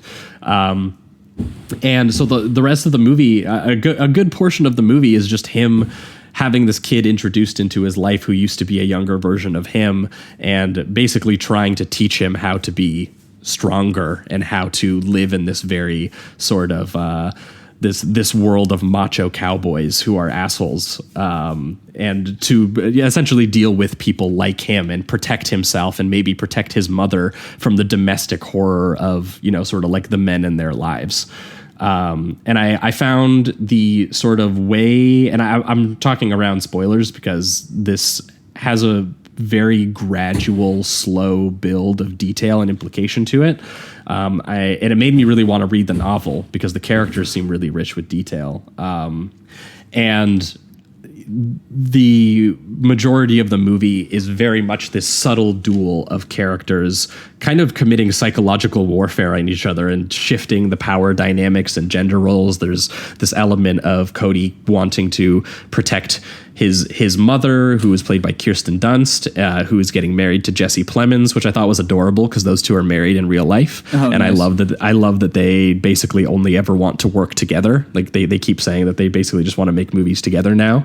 But they are very adorable and have some great on-screen chemistry. And Jesse Plemons is playing Benedict Cumberbatch's brother, who is just a very sweet sort of naive guy who doesn't see the things kind of happening on the periphery and the sort of battles that are taking place psychologically around him. But yeah, once the reveals are actually made and the psychosexual tension and the things that are, the things that actually take place, I found the movie very rewarding thinking about it in retrospect. And I've really wanted to revisit it. And it looks gorgeous. I saw it at TIFF on the big screen. It looked amazing. The Western vistas, the way that they somehow made New Zealand look like wherever it's supposed to be, Montana, I think. Yeah. They did a really good job making that look like Montana. And all the various sort of like cow herding that they do and, all kinds of that stuff. And yeah, it eventually goes to some dark places, I will say, where there is this constant ominous atmosphere of something destructive is going to happen. You're not exactly sure what it was. And eventually, it does occur and you realize you were watching this, this movie kind of about repression and about, sort of these vulnerable characters who find themselves in kind of like this fable about how to, make do in the West when you aren't a traditionally sort of masculine kind of figure for, whatever reason that may be. There's multiple kind of suggested by the film. But yeah, I'd say I want to go into it again with the knowledge of its structure in mind and the eventual destination, which I thought was really rewarding. And then Red Rocket, which is going to be further up Jamie's list. Just an amazing 70s character study. Just a charismatic and resourceful dirtbag motherfucker on screen, played by Simon Rex from Scary Movie 3 and 4 fame. Yeah. And he's amazing. He's so good. One of the performances of the year, absolutely. And just an absolute monster. He's literally a sort of former porn star from California who returns to his hometown in Texas on like a Greyhound with no clothes, listening to NSYNC, and he spends the entire movie sort of, there's a little bit of Florida Project in here, but there's also a little bit of, I was reminded of the Safdie brothers' Good Time, where you're just kind of latched to the point of view of a character who is just exploiting every single relationship he's ever had around him, very pragmatically not thinking about these people as people because he kind of deems them kind of worthless in his eyes. And just basically being just the most vile, bottom-feeding asshole you could possibly imagine. And just watching this character do it, but also being, once again, incredibly charming and kind of charismatic about it while he's doing it. You see how he gets into people's lives and how he worms his way in, and like you kind of understand it, and also see the kind of where he came from and the kind of the class desperation that kind of mindset was generated from at the same time. So yeah. Very gross movie, but very funny and very beautiful, and the most full frontal gags of the year. So many shots of his penis. I couldn't believe it. Yeah, it's great. I'll we'll describe. We'll go back to that when we talk about it on Jamie's, I think. Yeah, for sure. Sweet. So my number 4 is Titan, directed by Julia Titan or Titan? Yeah, whatever you French people say. Directed by Julia. How do I say this one? These names, man, I can't. Oh, I don't know. Yeah, Ducournau. We're supposed to be French. We're supposed to have a little bit of French in us too. Yeah, we're just dumb English people. All right. Yeah, this is perfect. We can do it at the same time because it's also my number 3. So let's get it out of the way. Perfect. Yeah, this is quite the film. I mean, this This goes from like being a slasher kind of serial killer on the run to a familial melodrama to a gender swapping body horror. It's crazy. Like this thing has many subgenres that it's diving into, and in my opinion, seamlessly goes in and out of them. And they even not even necessarily like going in and out of these genres, but then eventually converging all of them together to make something unlike anything I've ever seen before in my entire life. It's essential. I mean, I don't even want to get into too much of the details because some of the plot stuff is kind of spoilery, and I feel like if you go into it with a blank slate, it's going to be very shocking. And I don't want to explain too much, but it's basically this model who becomes on the run because she seems to have these homicidal tendencies, which goes into this incredible scene where she slaughters like 4 people in a house, and that's as much detail as I'll get into for now. But because she's on the run, it also eventually leads into her being pregnant with a you know what? I don't want to spoil that either. That's the thing. There's so many. No, that you can spoil. I think everyone's familiar with the premise of the film by now. Yeah, true. Okay, so she gets pregnant by a car. Yes. This is the way people have been describing it. She was like, "Have you seen the movie where she fucks the car?" Oh, okay, yeah. So essentially, it becomes this thing where it's like a human being giving birth to this metal human hybrid. He has to deal with all of the body changes, and she's also dealing with some internal gender identity issues. So she's kind of struggling with wanting to be in this more masculine crowd while also being pregnant and kind of eventually, not at first, but eventually kind of enjoying the idea of being a mother, but also doesn't want to stray from the relationship that she's made being the masculine version of herself with her newfound father. This all probably sounds incredibly complicated, and that's because it is, but surprisingly, all of this does converge really well into a very coherent and bizarre story. So, yeah, that was my number 4. Yeah, it's my number 3, and yeah, I think it's a really great combination of one, new French extremity, like gore, essentially. It's like it's a pretty gross movie. You get some body horror in there. You get the sort of the art house sensuality of something like Claire Denis. Mm-hmm. You know, I think when we did the bonus transmission, we brought up like Beau Travail was kind of something similar to like the Dudes Rock firefighter dancing sequences that take place in the film. Mm-hmm. There's a little bit of Cronenberg, Videodrome, and Crash with the slow bodily transformation into like a post-human being, plus also how it's connected to like a sexual fixation as well, because there's the whole deal with the car stems from this kind of childhood trauma that mixes metal flesh and, you know, has to deal with kind of like a father figure. And it's been really interesting reading what the director has to say about it, because she was talking about that when she approached the movie, she was saying that, you know, an idea that kind of upsets her is that, you know, flesh and skin is something that's very prominent in her films, like in her last film, Raw, too, the coming of age teen cannibal movie or whatever, because, you know, it's what makes us these external beings. It's the first barrier of expectation is what she says about it. It's like based on what your flesh and your skin and your hair look like, that deems kind of like who people think you are. And that doesn't, and to her, that's like ridiculous.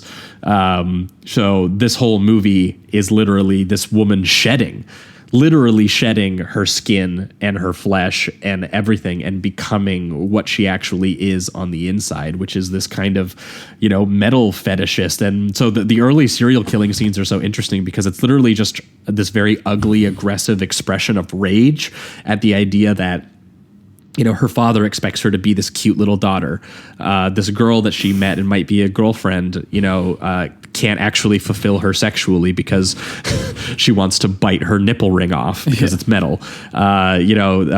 Even how she expresses her sexual interest in metal and cars at the car dance show, it can't be expressed properly because everyone just views her as like a stripper and then starts trying to like berate her after the shows and things like that. So it's literally like she can't express the things that she's feeling internally because they're kind of like taboo. There's nothing she can really do about it. So the whole movie is her shedding that and eventually becoming this, this sort of, this post-human metal fetishist being. And it's very funny in the early scenes watching her try to have a normal relationship with like a father, a girlfriend, to people at work, when she'd have a much easier time living in the Tetsuo, the Iron Man universe, hanging out with that guy. They'd have great conversations. Yeah. And then it eventually combines into this story with the Vincent Linden character, who gives this very incredible, one of my favorite performances of the year as well, a very physical performance where you just see this like vulnerable, sad, giant buff Frenchman. Who essentially wants to, I'm not going to spoil exactly what it is that's going on, but he eventually develops a relationship with this woman, and they are both in their own way characters kind of dealing with the fact that they kind of don't really fit in, and it turns into this kind of familial, almost rom-com drama in a way, a little bit, where like maybe these two can give each other what they've been, trying to look for. Maybe they can sort of Vertigo style mold the other person into the person they want them to be. Eventually we end up kind of getting this, despite the fact that this continues on the body horror elements and it keeps getting gross and weird and taking it to as many extremes as it can, you eventually get something that is kind of tender and cathartic about kind of unconditional love and accepting people for who they are on the inside, despite what, all of the sort of identity factors that people project onto each other. I won't spoil it more than that. Yeah. So great film. That was my number 3. So Jamie's number 3, I think. My number 3 is going to be Dune, directed by Denis Villeneuve. Hey, we can knock this one off the list too, because that's my number 2. Beautiful. That works. Look at this. Flying through it. This was, to start, visually insane. Just one of the most beautifully realized worlds I've ever seen. Shame on all of you in the Discord for doubting my boy Denis. My God. Yeah. He pulled through. This thing is, I've never read the book, but Josh has told me that it is very heavily detailed, a lot of character work, a lot of internal monologues. So in order for Denis to really sell this world and for us to understand all of these people's political motivations and emotional motivations, I think he's one of the only ones that could have done it today, honestly. I even watched Lynch's 80s version, and I will say watching both, still I'm a little confused on some of the politics because this is such a dense movie and a dense story. I just think Denis, what he mostly focused on was what it feels like to be within each ecosystem and kind of diving into each kind of, you don't want to call them tribes. Like one of them seems more tribal just because they're more within the desert and they don't have all of the royalty politics that Timothy has to deal with. But each section has kind of their own beliefs and their own systems, and seeing all of them intertwine and collide with each other is endlessly intriguing. And I think that I especially loved the more dark imagery that he did with like the Baron, like having him be this, like instead of just having him float, but designing his robe to meet the ground so that it looks as if he's like a 20-foot tall god of some kind, I think is a really cool choice, especially compared to, once again, I'm saying all this without any knowledge of the book, but especially compared to Lynch's Baron, which I do like, but his is a little bit more like comical the way that it's presented, just because he's floating around. He's got these like boils on his face, and this version of him is just so evil and dark and powerful. So I really, really liked what Denise did in general. And I've always wanted to see that giant ass worm just on the big screen like that. So that was just more of a nerd thing, but it was great to see how he applied that. Like that big giant IMAX shot of the worm just swallowing the entire desert as they're trying to escape on their like dragonfly helicopter. It's just incredible. And that's another thing too, just like these cool designs, these sci-fi designs that always feel futuristic, but they also feel very grounded and almost analog-y at times.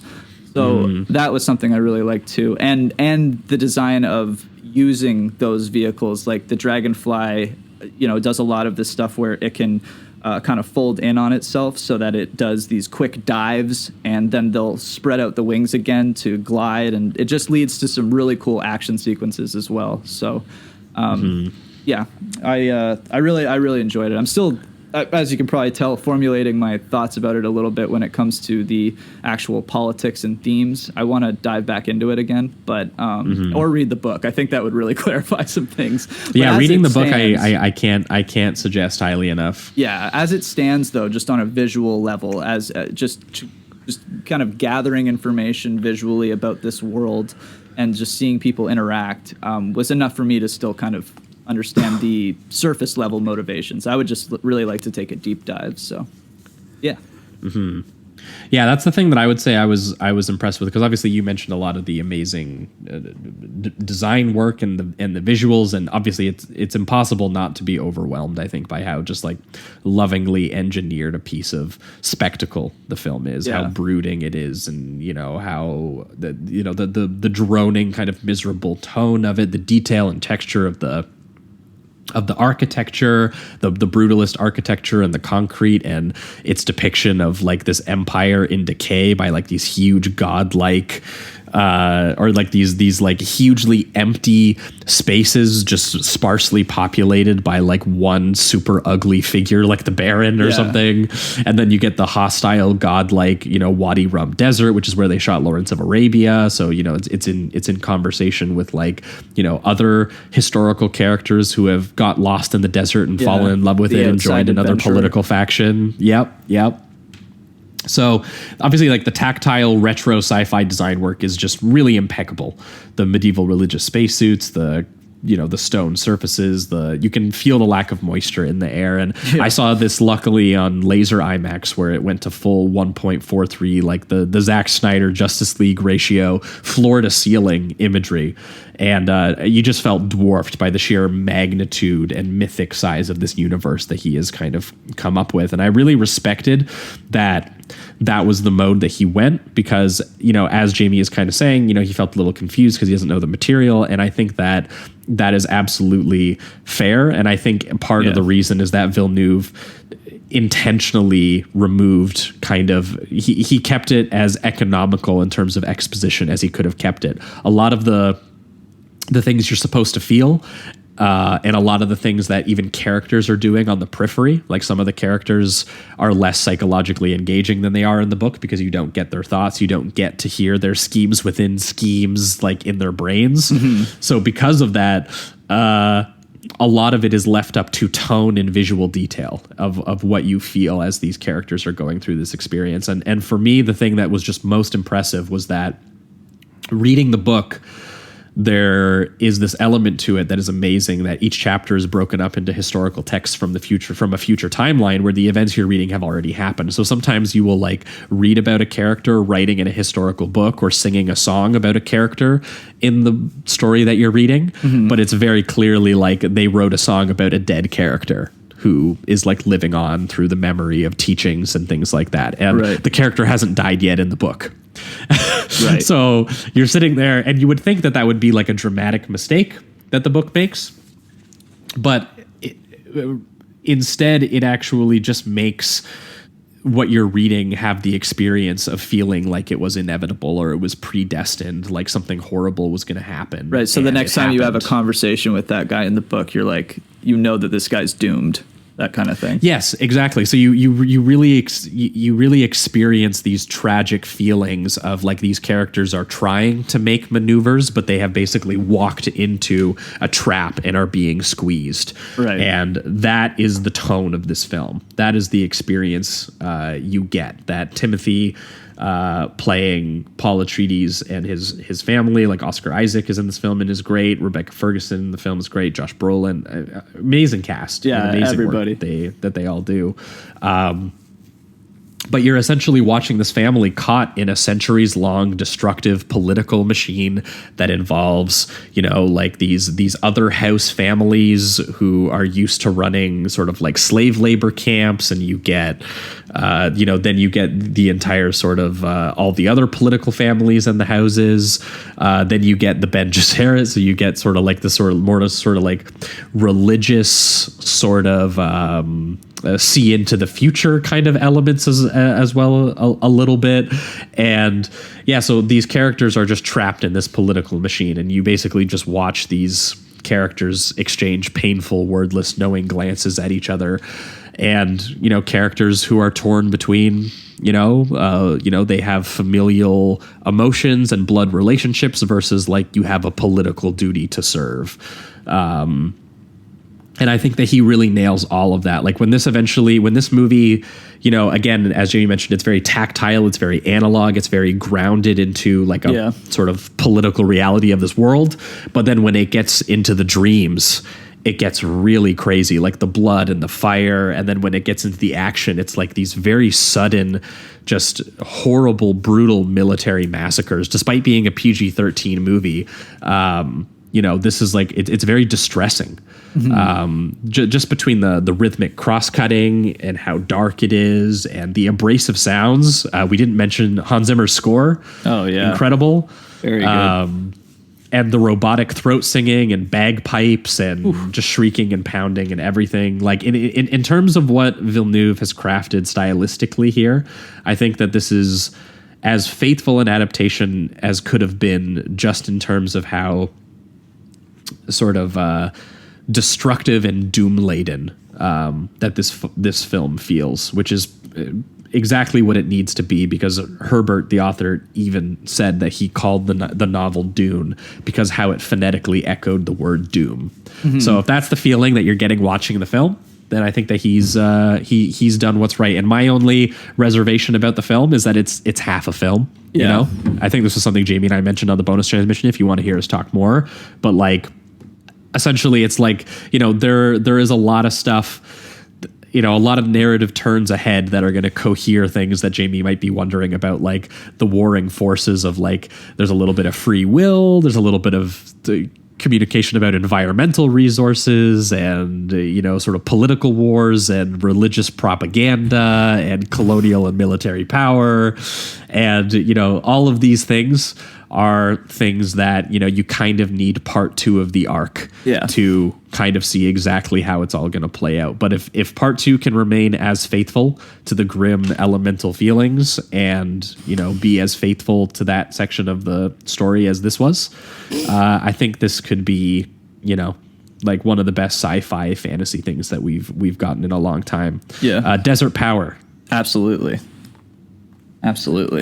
So that was my number 2, which means, Jamie, you're number 2, I think. My number 2 is, and these two next two I kind of would swap given any day right now. But the reason I'm giving this the number 2 specifically is just because, like Josh said earlier, it's kind of cheating.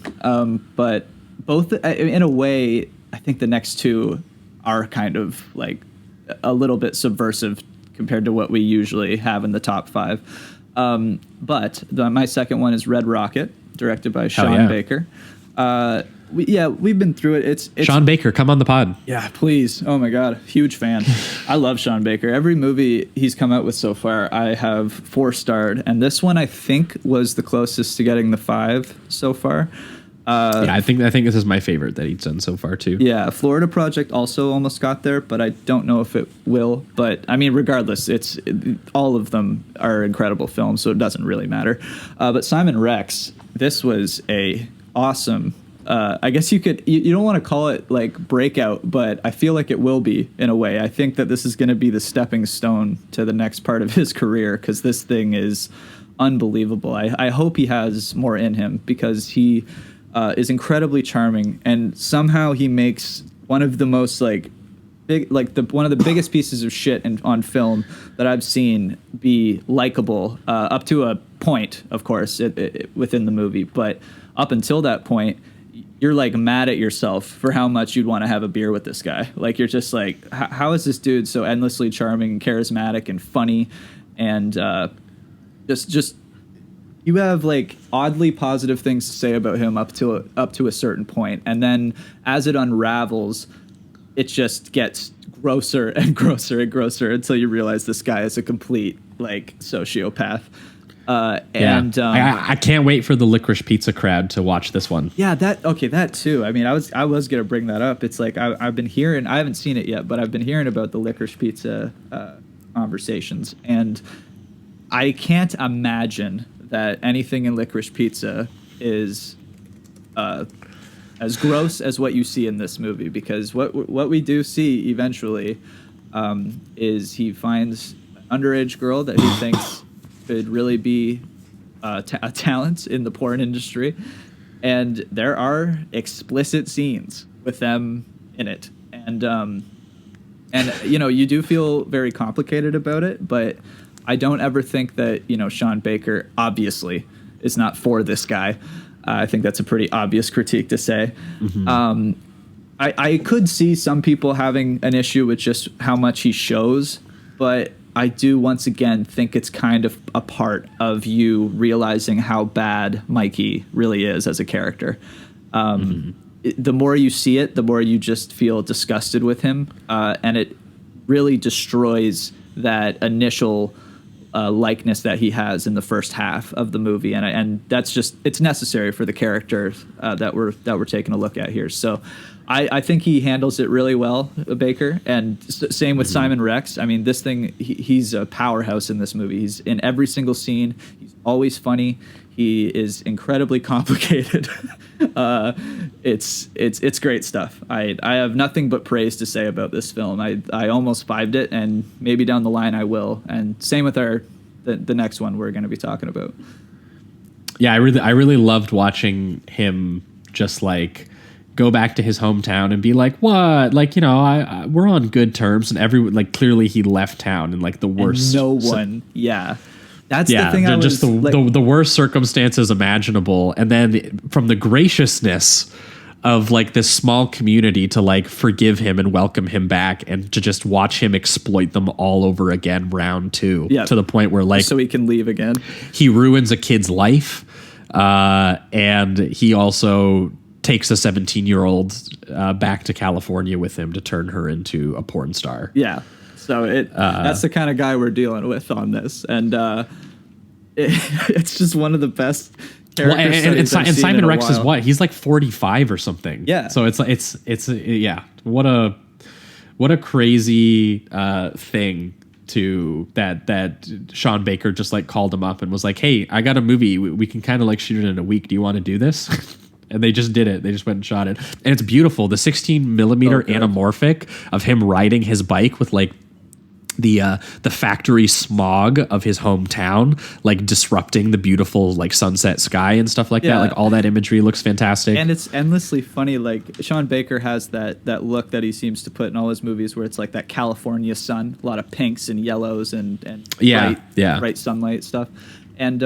And I just love that mixes with such a fucking disgusting character, because the look of this movie, it is like sweaty at times and a little filthy here and there, but it's quite beautiful a lot of the time. But then you're mixing it. What you're watching is like a guy go through these kind of really pretty but maybe poor areas that and you're looking at this beauty, but then you're looking at this character that just got on his bike because he was flirting with a 17-year-old at a donut shop, and he's going back to his home using that motivation like flirting with the 17-year-old to fuck his ex-girlfriend so that he can get a boner. Like, it's just the craziest shit. Yeah.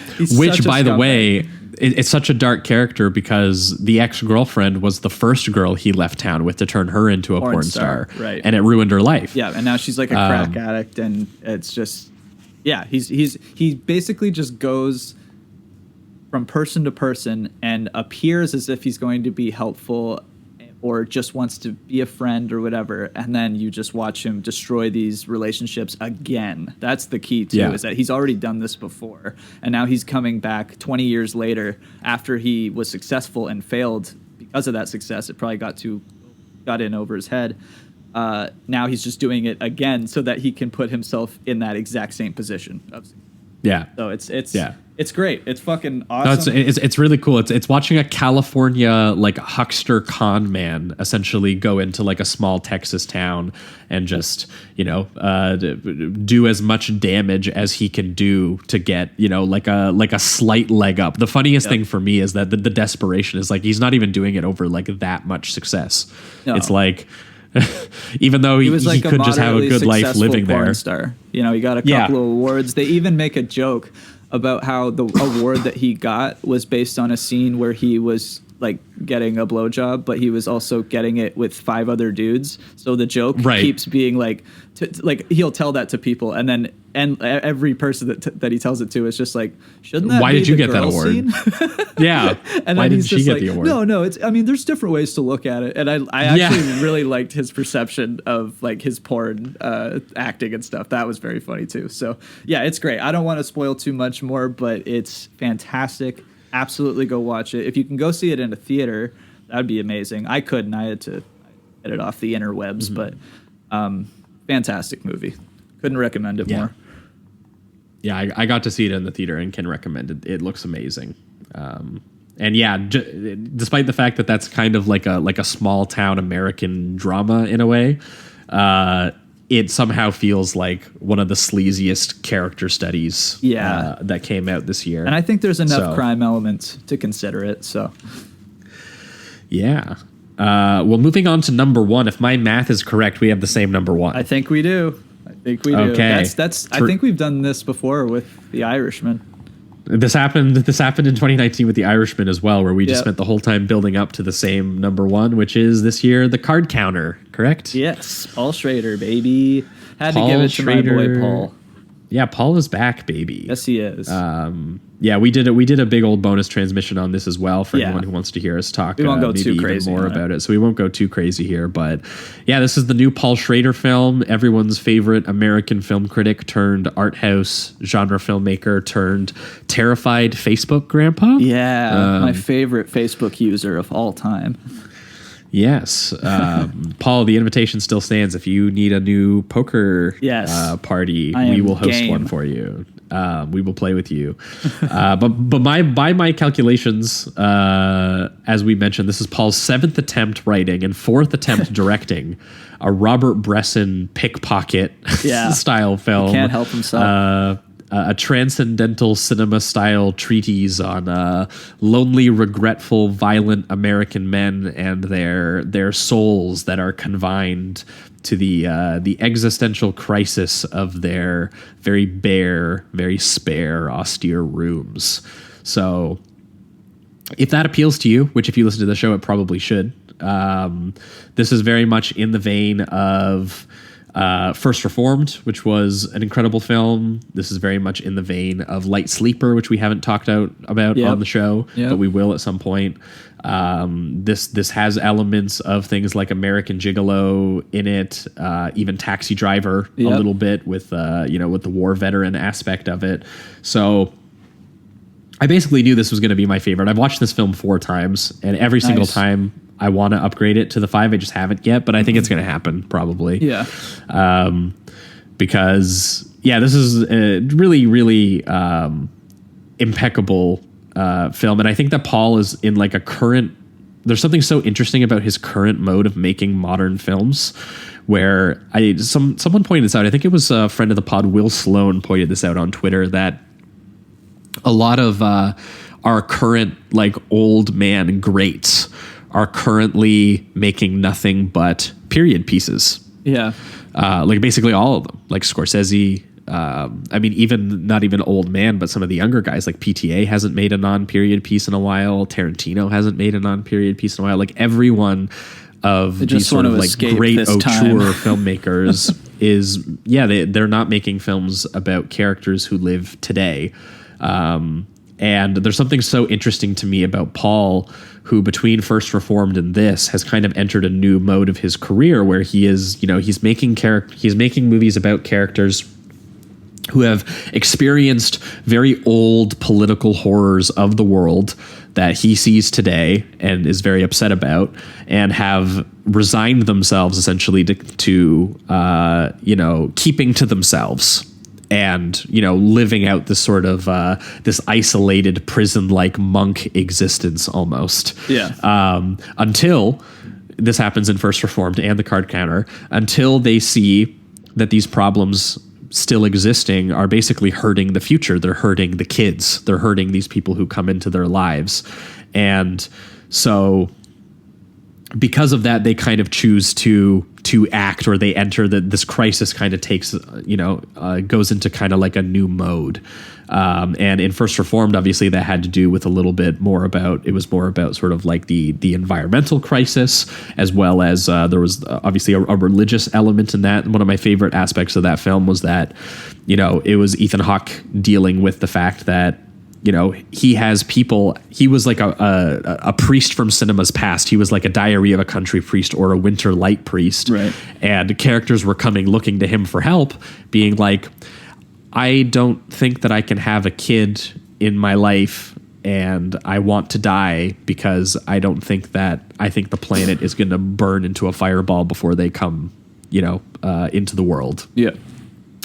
And Ethan Hawke then has to go through this crisis of realizing that corporatized spirituality and religion and sort of capitalism's culpability in the climate crisis means that, he's kind of involved. Like one of the guys who is ruining the planet is a donor at his church. Right.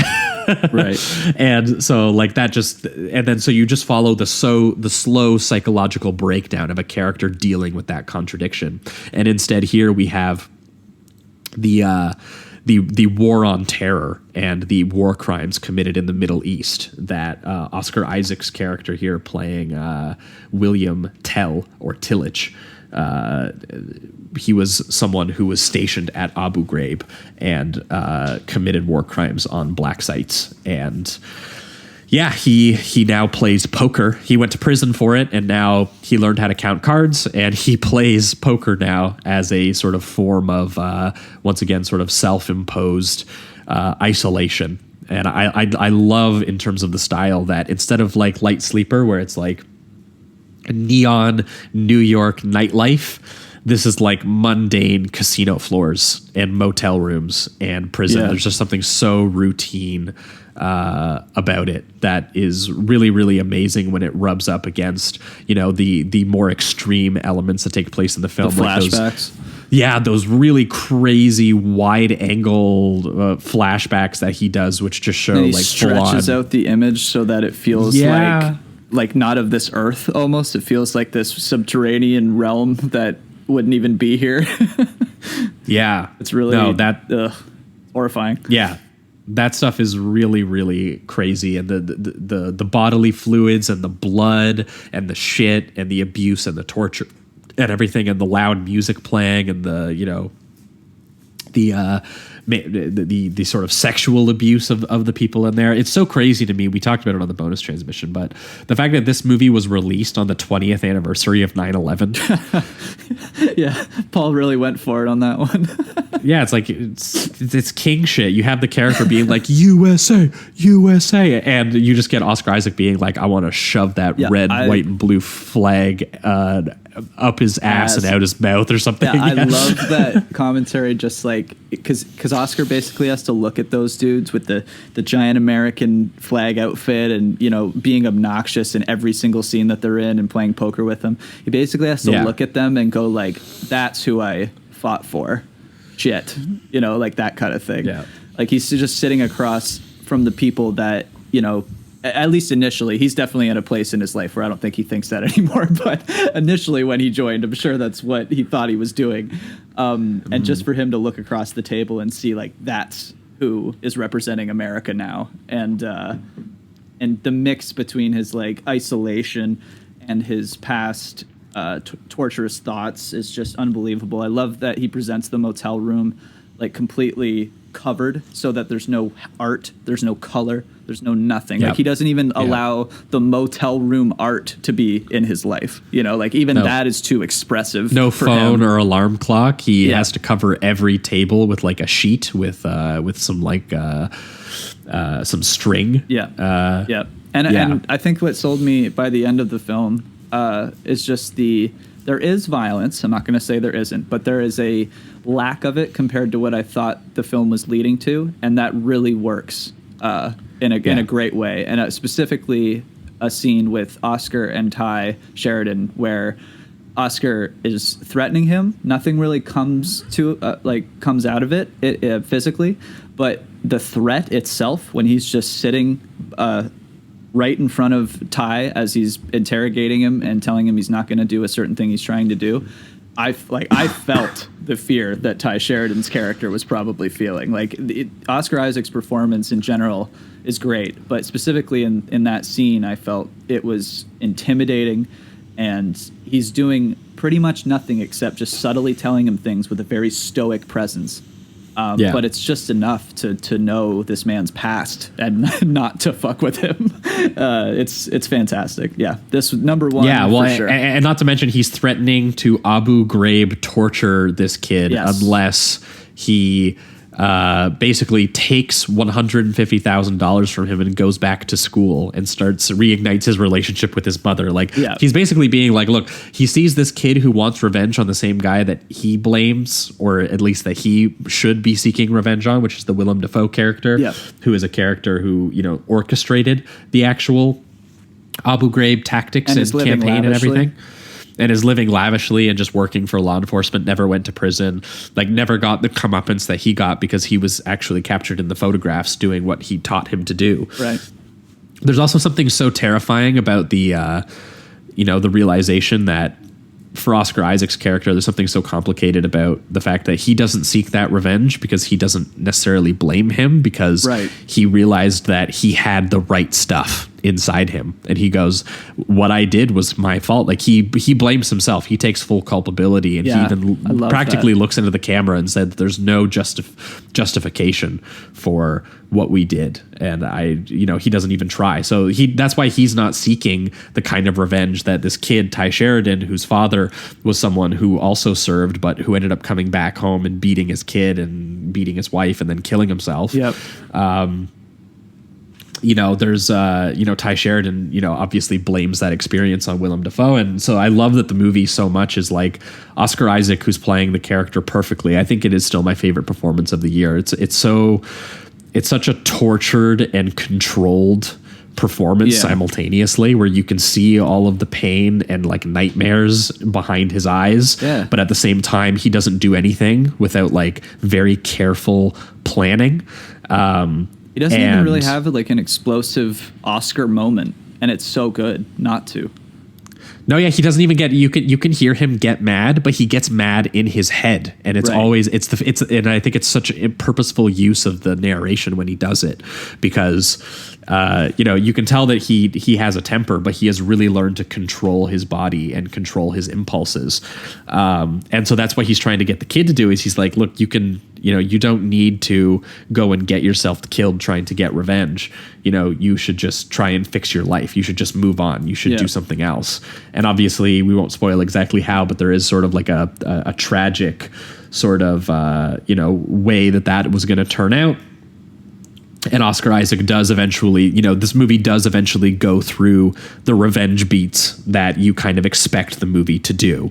But what's so interesting is that even when it does, it's still done in this very ugly, stripped down kind of sense of ennui. They take out any like movie entertainment fun or satisfaction that you would normally get out of the revenge moment. And it's just like to the point, dry, and barely shown. And it's I mean, it's a great decision. It's perfect. Yeah, it's a style that really perfectly matches this character. Yeah, because again, this is a character of calculated routine and who spends all his time in clean, anonymous locations and has formed this kind of guilty, self-loathing, sort of self-imposed isolation, just as a way of pass the time because he's trying to escape this history of noise that he's experienced. Can't listen to metal anymore. No, you wouldn't want to hear that shit ever again. I know, it's a shame. The biggest crime. And yeah, so watching him, watching him get revenge, but not do it in a way that reveals any sort of underlying justification or even catharsis, but just doubles down on the feelings of weight and the melancholy realization that this is still not going to really set things right. He just feels like he deserves to be punished anyway. Yeah. So might as well just fucking do it. Might as well just get the revenge and, end the movie the way that it ends, which I won't exactly say how. Yeah. But it's you might as well get this ugly force out of the world and, so it can't swallow up another kid. Even if you don't entirely blame it for everything that you kind of did. So it has this anti-revenge kind of quality, and the moment where he gets it and it does that pan away, like the sequence in Taxi Driver when he's talking on the phone. Mm-hmm. Amazing. Yeah, it's great. Check it out. And I want to, before we wrap it up, credit that this has one of my favorite scores of the year. Easy. I don't know if you've done it, but man, I've been listening to this thing all the time. I have. This is done by Robert Bean, who is the son of Michael Bean, who did the score for Light Sleeper, which I thought was such a really sick.